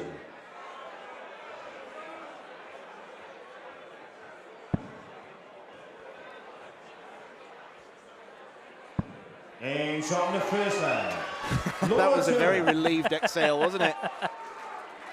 Second leg is Laura to throw first. Game on. In fairness, she needed it because that was 3 legs on the rope on the bounce that Lorraine had won. Yeah, and it's a momentum game, particularly when neither of you are feeling the most confident based on past experiences. 41. So it's getting close, but Laura obviously has the advantage. But a poor visit of 41 to start the leg. Looks like he's going to be punished here with at least 2 trebles. Third one dips low, but yeah, big visit there from Lorraine. And already she's massively taken the initiative in this leg. Laura's just chasing now. 100.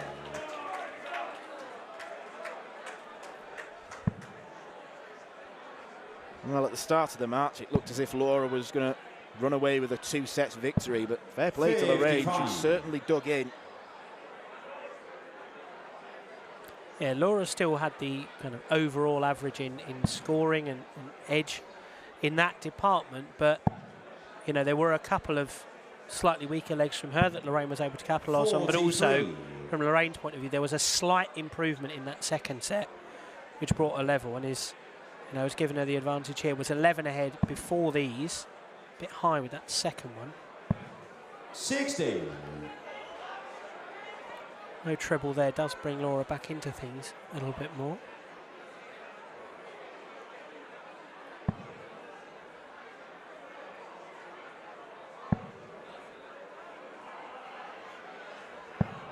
$55. Chastising herself after another trebleless visit. Or big trebleless visit, I should say.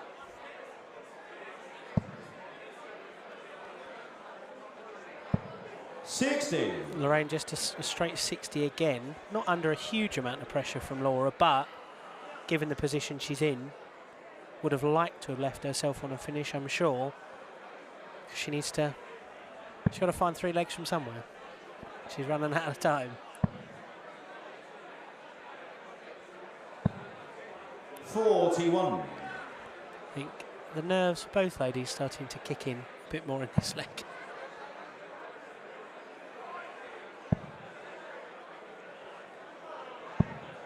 $46.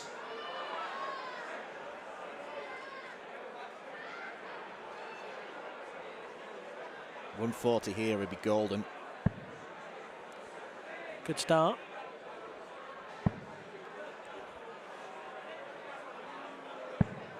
$85. It's one of those annoying visits where, yes, you've picked up a big treble, but it's with your first start and you've not used it as a guide.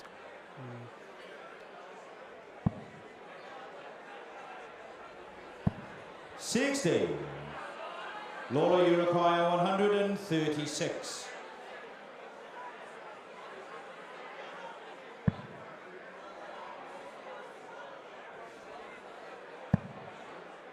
Not the treble she was looking for there, just 4 scored with the first 2.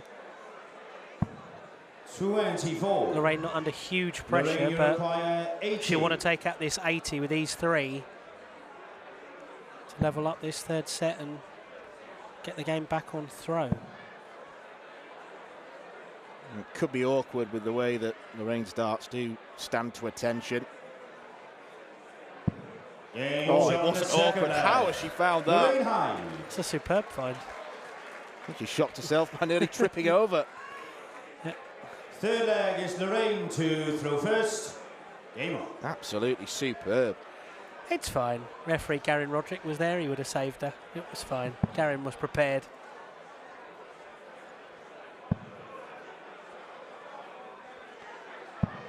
This is 95. Garen's second Lakeside here.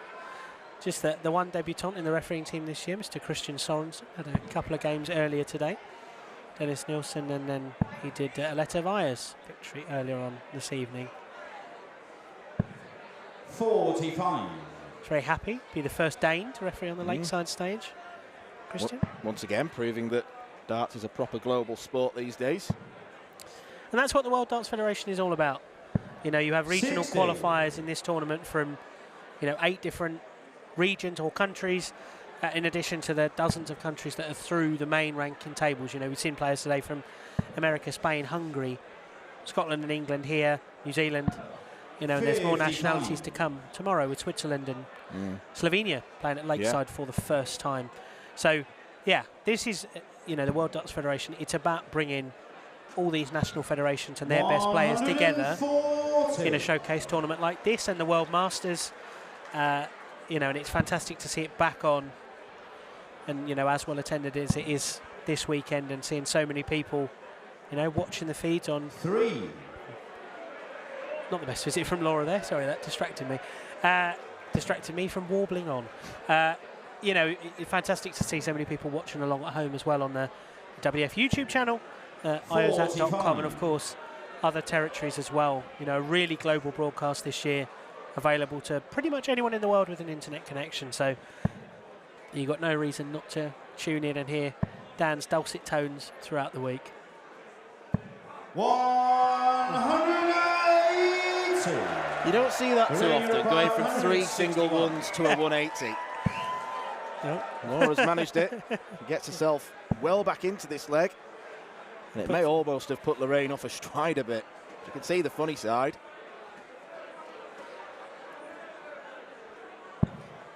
25. Lorraine sporting the Scotland colour coordinated fingernails today.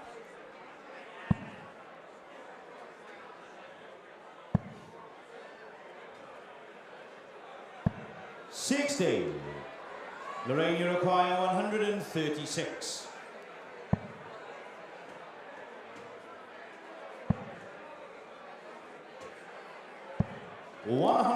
Great fun with that last dart. Laura, Herself in a great require position. 158. Unless Laura takes this out. It's not going to go. 60. Lorraine, you require 36.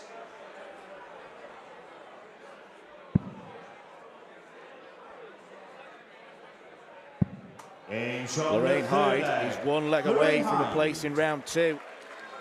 A meeting with Bo Greaves. It's Laura to throw first. Game on.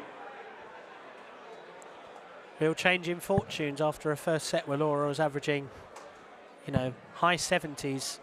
Really impressive power scoring. Lorraine's just pulled herself back into it, dug in, battled hard. And now she's one leg away from a first win on the Lakeside stage. A first win by a Scottish woman on the Lakeside stage in a very long time. So 97. You've got to go all the way back to the days of Anne Kirk, in the early days of the World Championship. Trina Gulliver, Frances Hunselar. Very early noughties. When I was a small child. 100. Me too.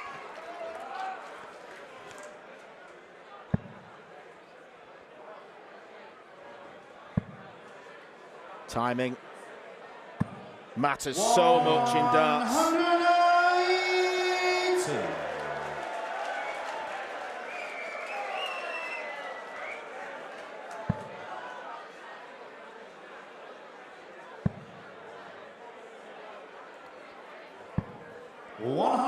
Steady ton, keeps Lorraine honest.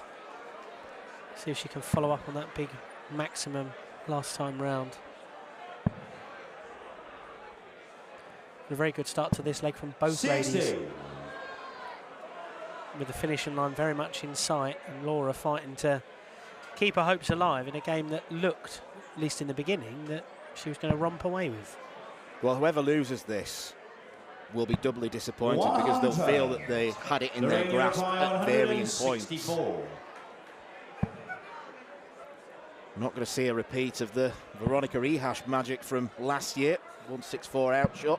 100. In some way to win the game. Laura, you require 106. Can still go. Has to be treble 17.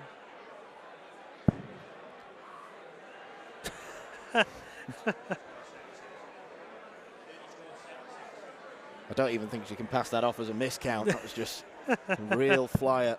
50. I think the exasperation in her voice. Lorraine, you require 64.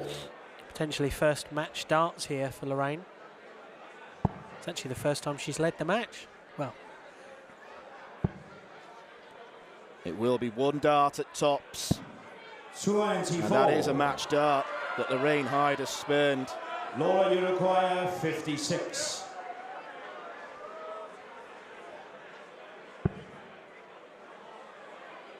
To send us to a decider. comes inside, switches to the 10s. 42. A loose one into the 6, so Lorraine will come back. She's taken a moment at the table to Lorraine, compose you herself. require 40. Already had one match start.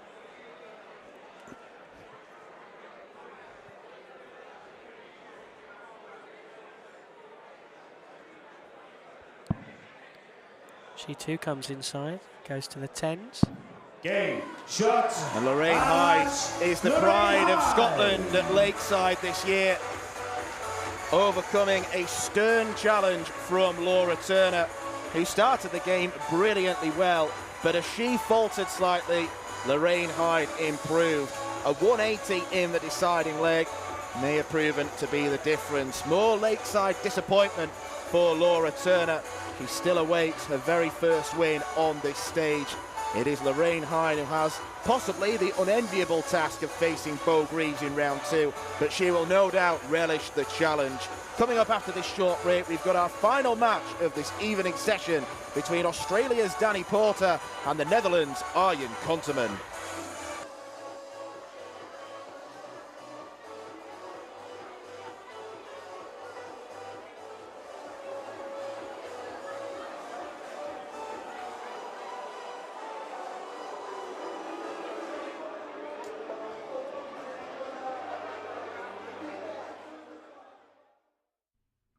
This program is brought to you by Benji Marine Engine Repair and Trading, specialized in Wärtsilä engines with a 24-hour-a-day, high-quality, worldwide service.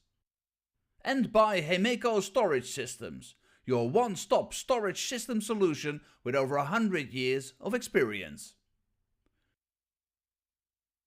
The 45th annual Win More Fleetwood Memorial Las Vegas Open will be held from January 19th till the 21st.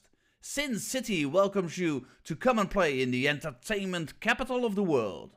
Both men's and women's champions will win places at the 2024 WDF World Championships. The Romanian Darts Festival is from January the 26th till January the 28th. Come join the party in Bucharest. Register to play by Wednesday the 24th of January. The Toto Dutch Open Darts is held from February 1st till February 4th.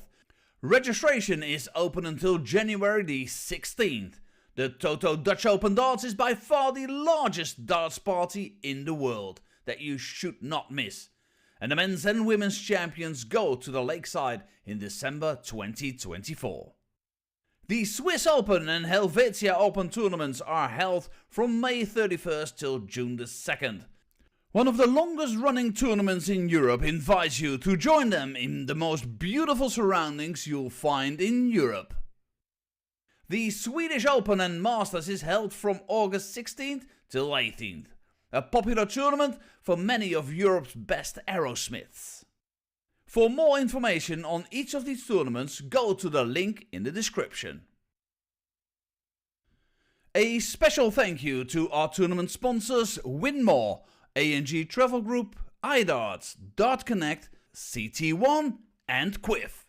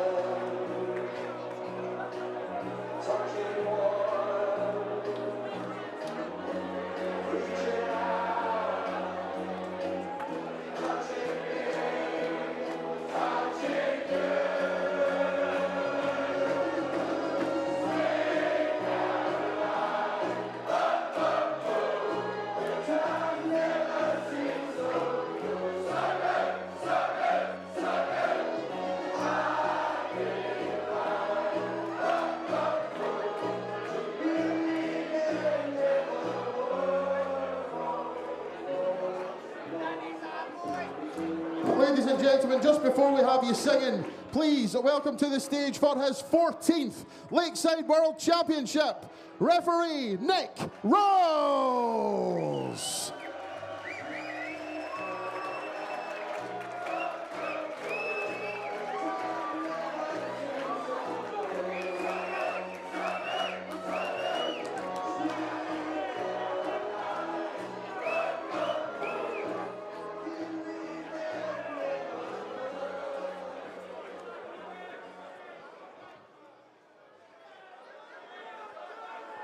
Ladies and gentlemen, it's now time for our final match here at day one of the CT1 WDF Lakeside World Championship. And we welcome to the stage, first of all, a man making his Lakeside World Championship debut. He came through the qualifiers to get here. This year's Dutch Open semi-finalist from the Netherlands, Arjan Konterman.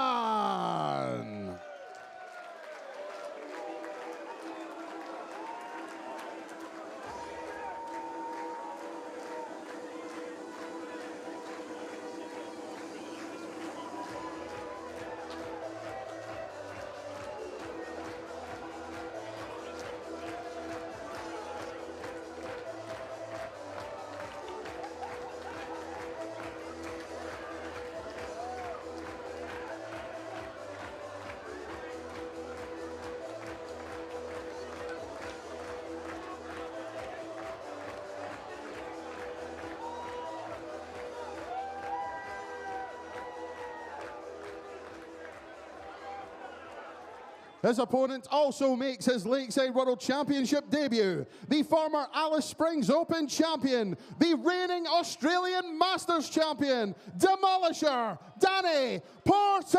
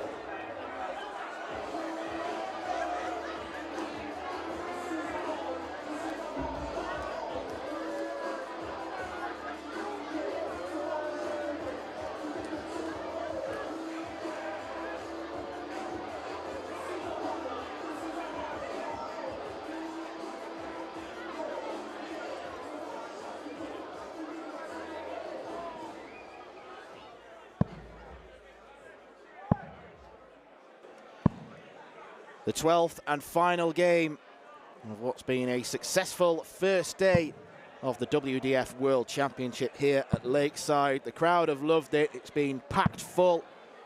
It's had a lovely atmosphere.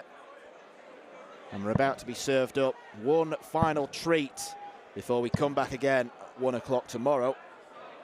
In what should be a really high quality encounter between two players who like to get on with things. Danny Porter, an Australian Masters champion, quarter-finalist of the Australian Open before he went down to the reigning world champion Neil Duff in a 6-3 defeat. Someone who's previously hit the holy grail of a 9-darter. He lists that as his proudest ever darting achievement. He's up against Arjan Konterman, one of a big Dutch contingent here at Lakeside this week. Never won a WDF event, and he qualified for this event by coming through the Assen qualifier last year. 96. Andrew Sinclair, before we came on air, you assured me that this game was going to be quick. Yes, Arjan's a very quick player. Maybe not quite as quick as his compatriots Moreno Blom and Chris Landman, who'll be in action later in the week, but he's still pretty rapid. Most of the Dutchmen seem to be. Danny, not quite as quick, but he's still a fairly steady, rhythmical player. So I think this will be a fairly quick game. And both of these are very, very capable players. As you say, Arjan's not won a WDF title, but he doesn't really do the circuit. Mostly he sort of focuses on the Dutch ranking tournaments and the Challenge Tour. And Danny's someone who started doing the WDF circuit in Australia more recently. Yeah, it seems to be part of the Dutch darting MO that you've got to hurl them quickly out of the hand. 45. And already an early indication of the speed of play we're going to get from Arjen. Wish the very best of luck to the spotters in this game. Danny, a slightly 99. steadier thrower. Someone who has played some really good stuff in the Australian circuit. 138. 87 in the past. Arjen's one of those players who, as you mentioned, Andrew, plays a lot of the different circuits. He's played on the Challenge Tour. He's played the Modus Super Series. Did that in August, but didn't get through to finals night. Sensibly deciding not to go for the bull shot of 164 with Porter on a bogey number. Yeah, slightly curious from Danny there to switch to the treble 18. But no, I mean, Danny's someone who he wasn't in the field when it was initially confirmed last year. You know, Arjen was one of those who grabbed the last places at that qualifier in Assen. Game shot on the first leg. 18 darts, who puts the Dutchman in the lead. Leg, it's Danny to throw first. But this year, Danny really shot into contention. You mentioned the Alice Springs Open. Last year he won that. That was his first title. That sort of got him in the mix. And then this year picked up a lot of points. Australia had a gold event in his native South Australia. In February he got some good points there. And then, yeah, in June won the Australian Masters. A bit of a roller coaster game that. First to 7, Australia, they're one of the countries in the WDF who do play a lot longer games. He led 6-1 against Harley Kemp. Harley Kemp then won 5 on the spin and missed 4 darts to win it in the decider before Danny squeaked over the line 7-6. And yeah, when he found out sort of September time that he was in the mix to qualify, 86. He was over the moon, blown away. And yeah, this is a lifelong dream for a man who's been playing darts competitively for about 20 years.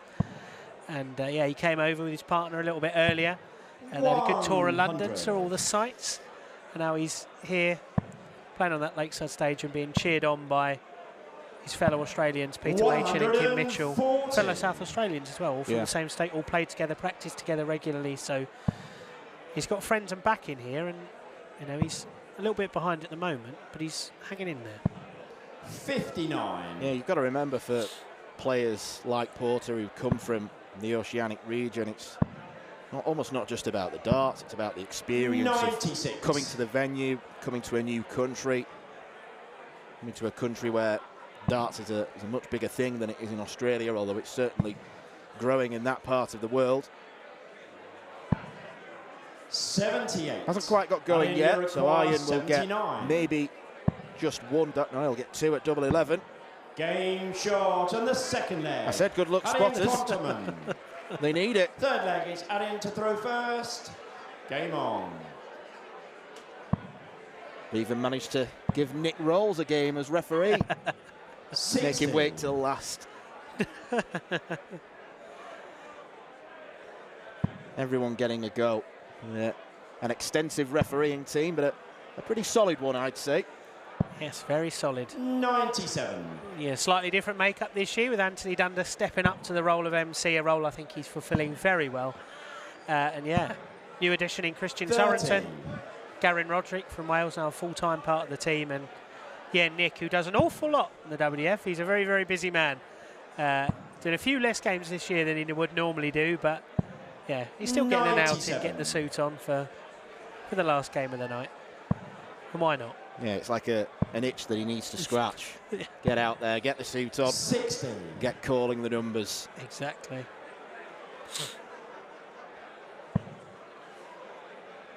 But no doubt his most important duty of today was to get me a Wi-Fi code. So thank you very much, 59. Nick. And he got me my dinner, so happy days all round.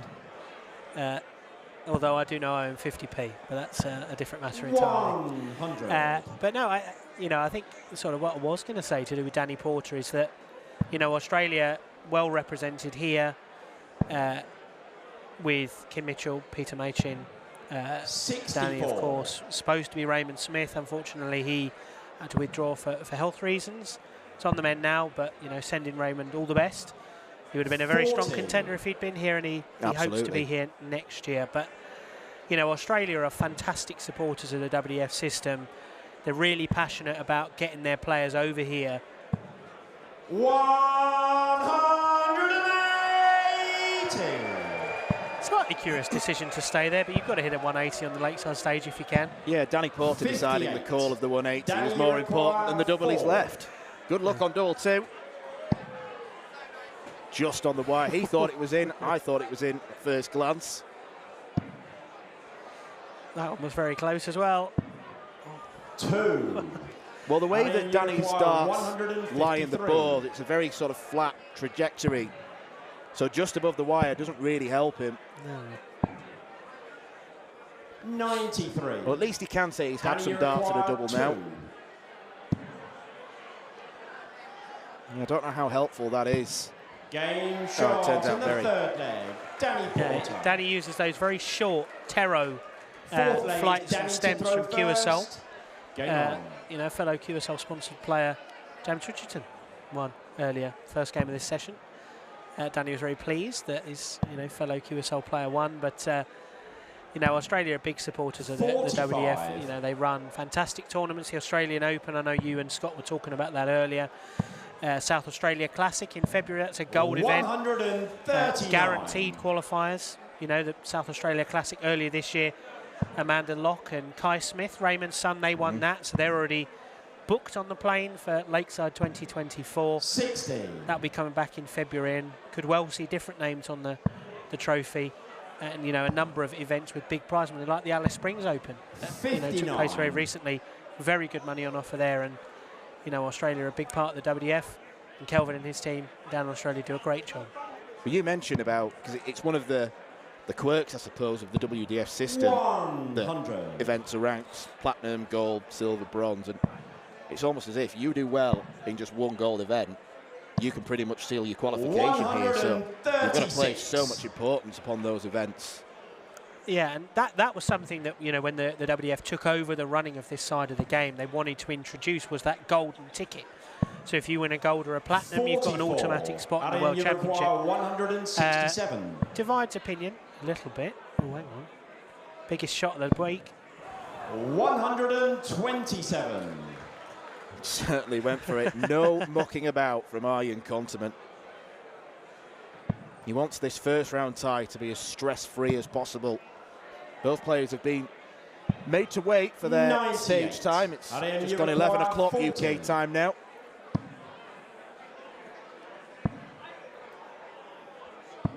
Game shot, and the first Does set. hit tops to win the first set. Second set, first leg, it's Danny to throw first. Game on. Good, very good 15 darter there from Arjen. Very good start from the quick-fire Dutchman. You know, but those golden ticket events, I think they're brilliant because they often mean that you get players here that wouldn't have qualified otherwise. Yeah. Perfect example of that is Sebastian Białecki, who won the opening game today. He has played 2 WDF events in the last 2 years. Denmark Open, which he won, and the Spanish Open because he was in Spain with Poland at the Europe Cup. He won that Danish Open, he's here. Otherwise he wouldn't be, but he's a fantastic addition to the field. Same true of Rhys Coley, who saw win this afternoon as well. So for me, I think they really diversify the field even more, and they add real variety and flavour to these tournaments, and you'll see more of those gold winners tomorrow afternoon and evening as well. And it also gives great opportunities to people who can't necessarily do the full tour. 15. Can't spare the time or the money to travel. Exactly.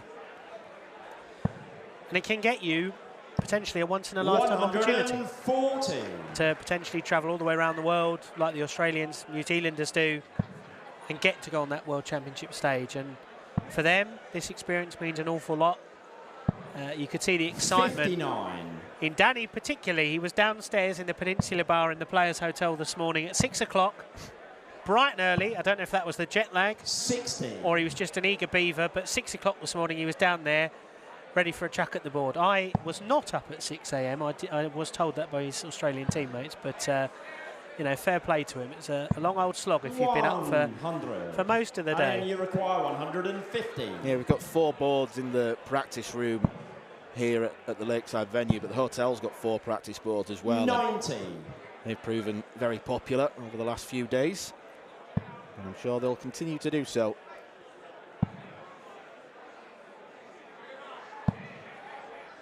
$56. Arian, you require 60. Tops the target. 40. Outside Danny chance here for Danny. 126. And this would be for a hold of throw. It's on. Not now. I jinxed him, poor fella. Well, the frustration is evident on the face of the Australian. 74. Arian, It's you such a good require first 20. start, and you don't even hit the single. Game short, and the first. He Right. barely get time to Punishes. think about it Continent. because there's the rapid fire Second leg, Dutchman. it's Arian to throw Bang. first. Game on.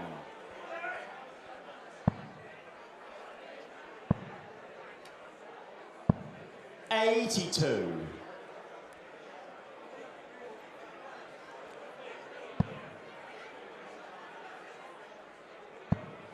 Trying to work out what the tattoo is on the inside of Danny's left, right forearm, 140. but not quite close enough. I think you could be here a long time if you try and guess the tattoos on any darts players. 137. Unless you're looking at Phil Taylor's where it says the power. You know, that's pretty Yeah. self-explanatory. But that takes the fun out of it.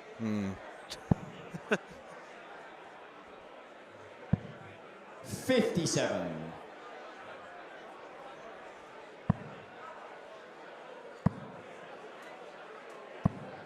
$60.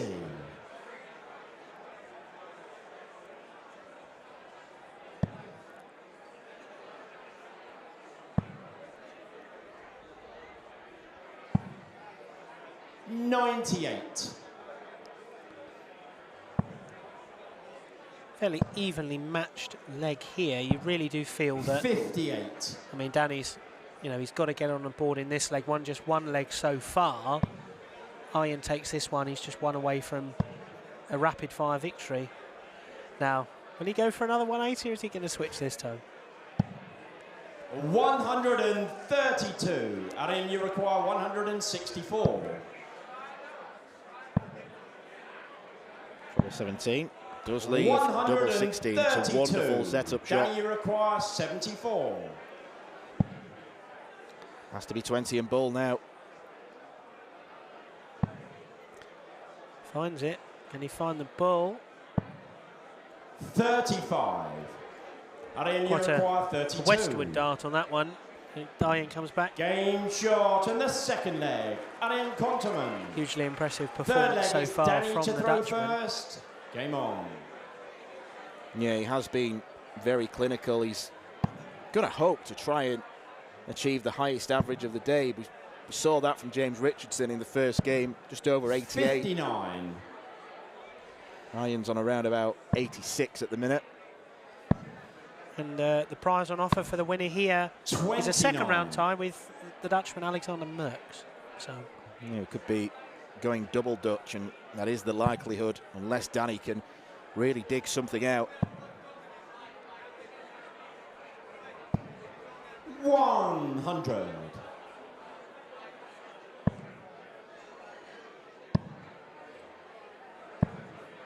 $96.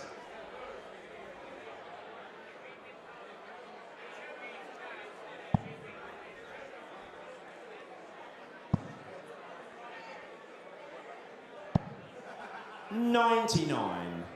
it's a positive start from Danny in this leg.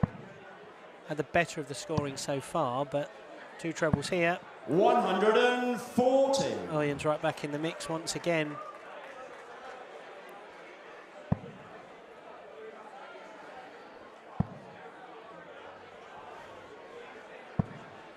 $45. He's not quite been as consistent as he needs to be, Danny. There's often been a good visit or a good dart in a visit, but he's 81. not been able to quite find the consistent rhythm. And ultimately, the difference has been Ian has done. And he also throws like a train. Yeah, it's hard not to be rhythmic if you do throw like that. And then you require 155. I've often tried throwing that fast. It doesn't seem to help me, though. Whether there may be other factors at play. How much new plaster does the wall need? Danny, you require New skirting boards on a 115. weekly basis, yeah. Single 15. Double 5. Yeah. 110. And then you require I've not seen 115 checked out like that many times before. 50. Danny, you require 5. That's the difficult part, arguably. Oh, he's No bust. score. And then you require 60. Could be all over for Danny Porter. Game. It is all shot, over. Iron and Continent match. safely Iron through to Continent. round 2 of the Lakeside WDF World Championship.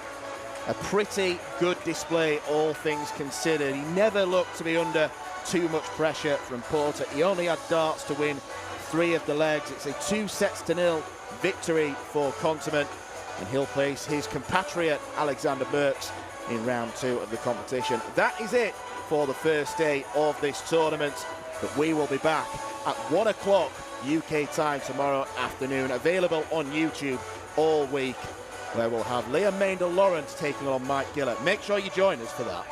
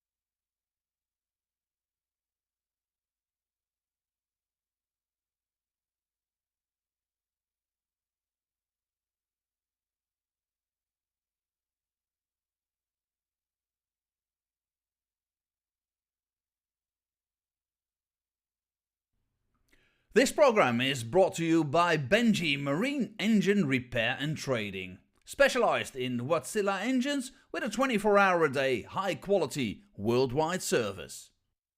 And by Hemeco Storage Systems, your one-stop storage system solution with over 100 years of experience. The 45th annual Win More Fleetwood Memorial Las Vegas Open will be held from January 19th till the 21st. Sin City welcomes you to come and play in the entertainment capital of the world. Both men's and women's champions will win places at the 2024 WDF World Championships. The Romanian Darts Festival is from January the 26th till January the 28th. Come join the party in Bucharest. Register to play by Wednesday the 24th of January. The Toto Dutch Open Darts is held from February 1st till February 4th. Registration is open until January the 16th. The Toto Dutch Open Darts is by far the largest darts party in the world that you should not miss. And the men's and women's champions go to the Lakeside in December 2024. The Swiss Open and Helvetia Open tournaments are held from May 31st till June the 2nd. One of the longest running tournaments in Europe invites you to join them in the most beautiful surroundings you'll find in Europe.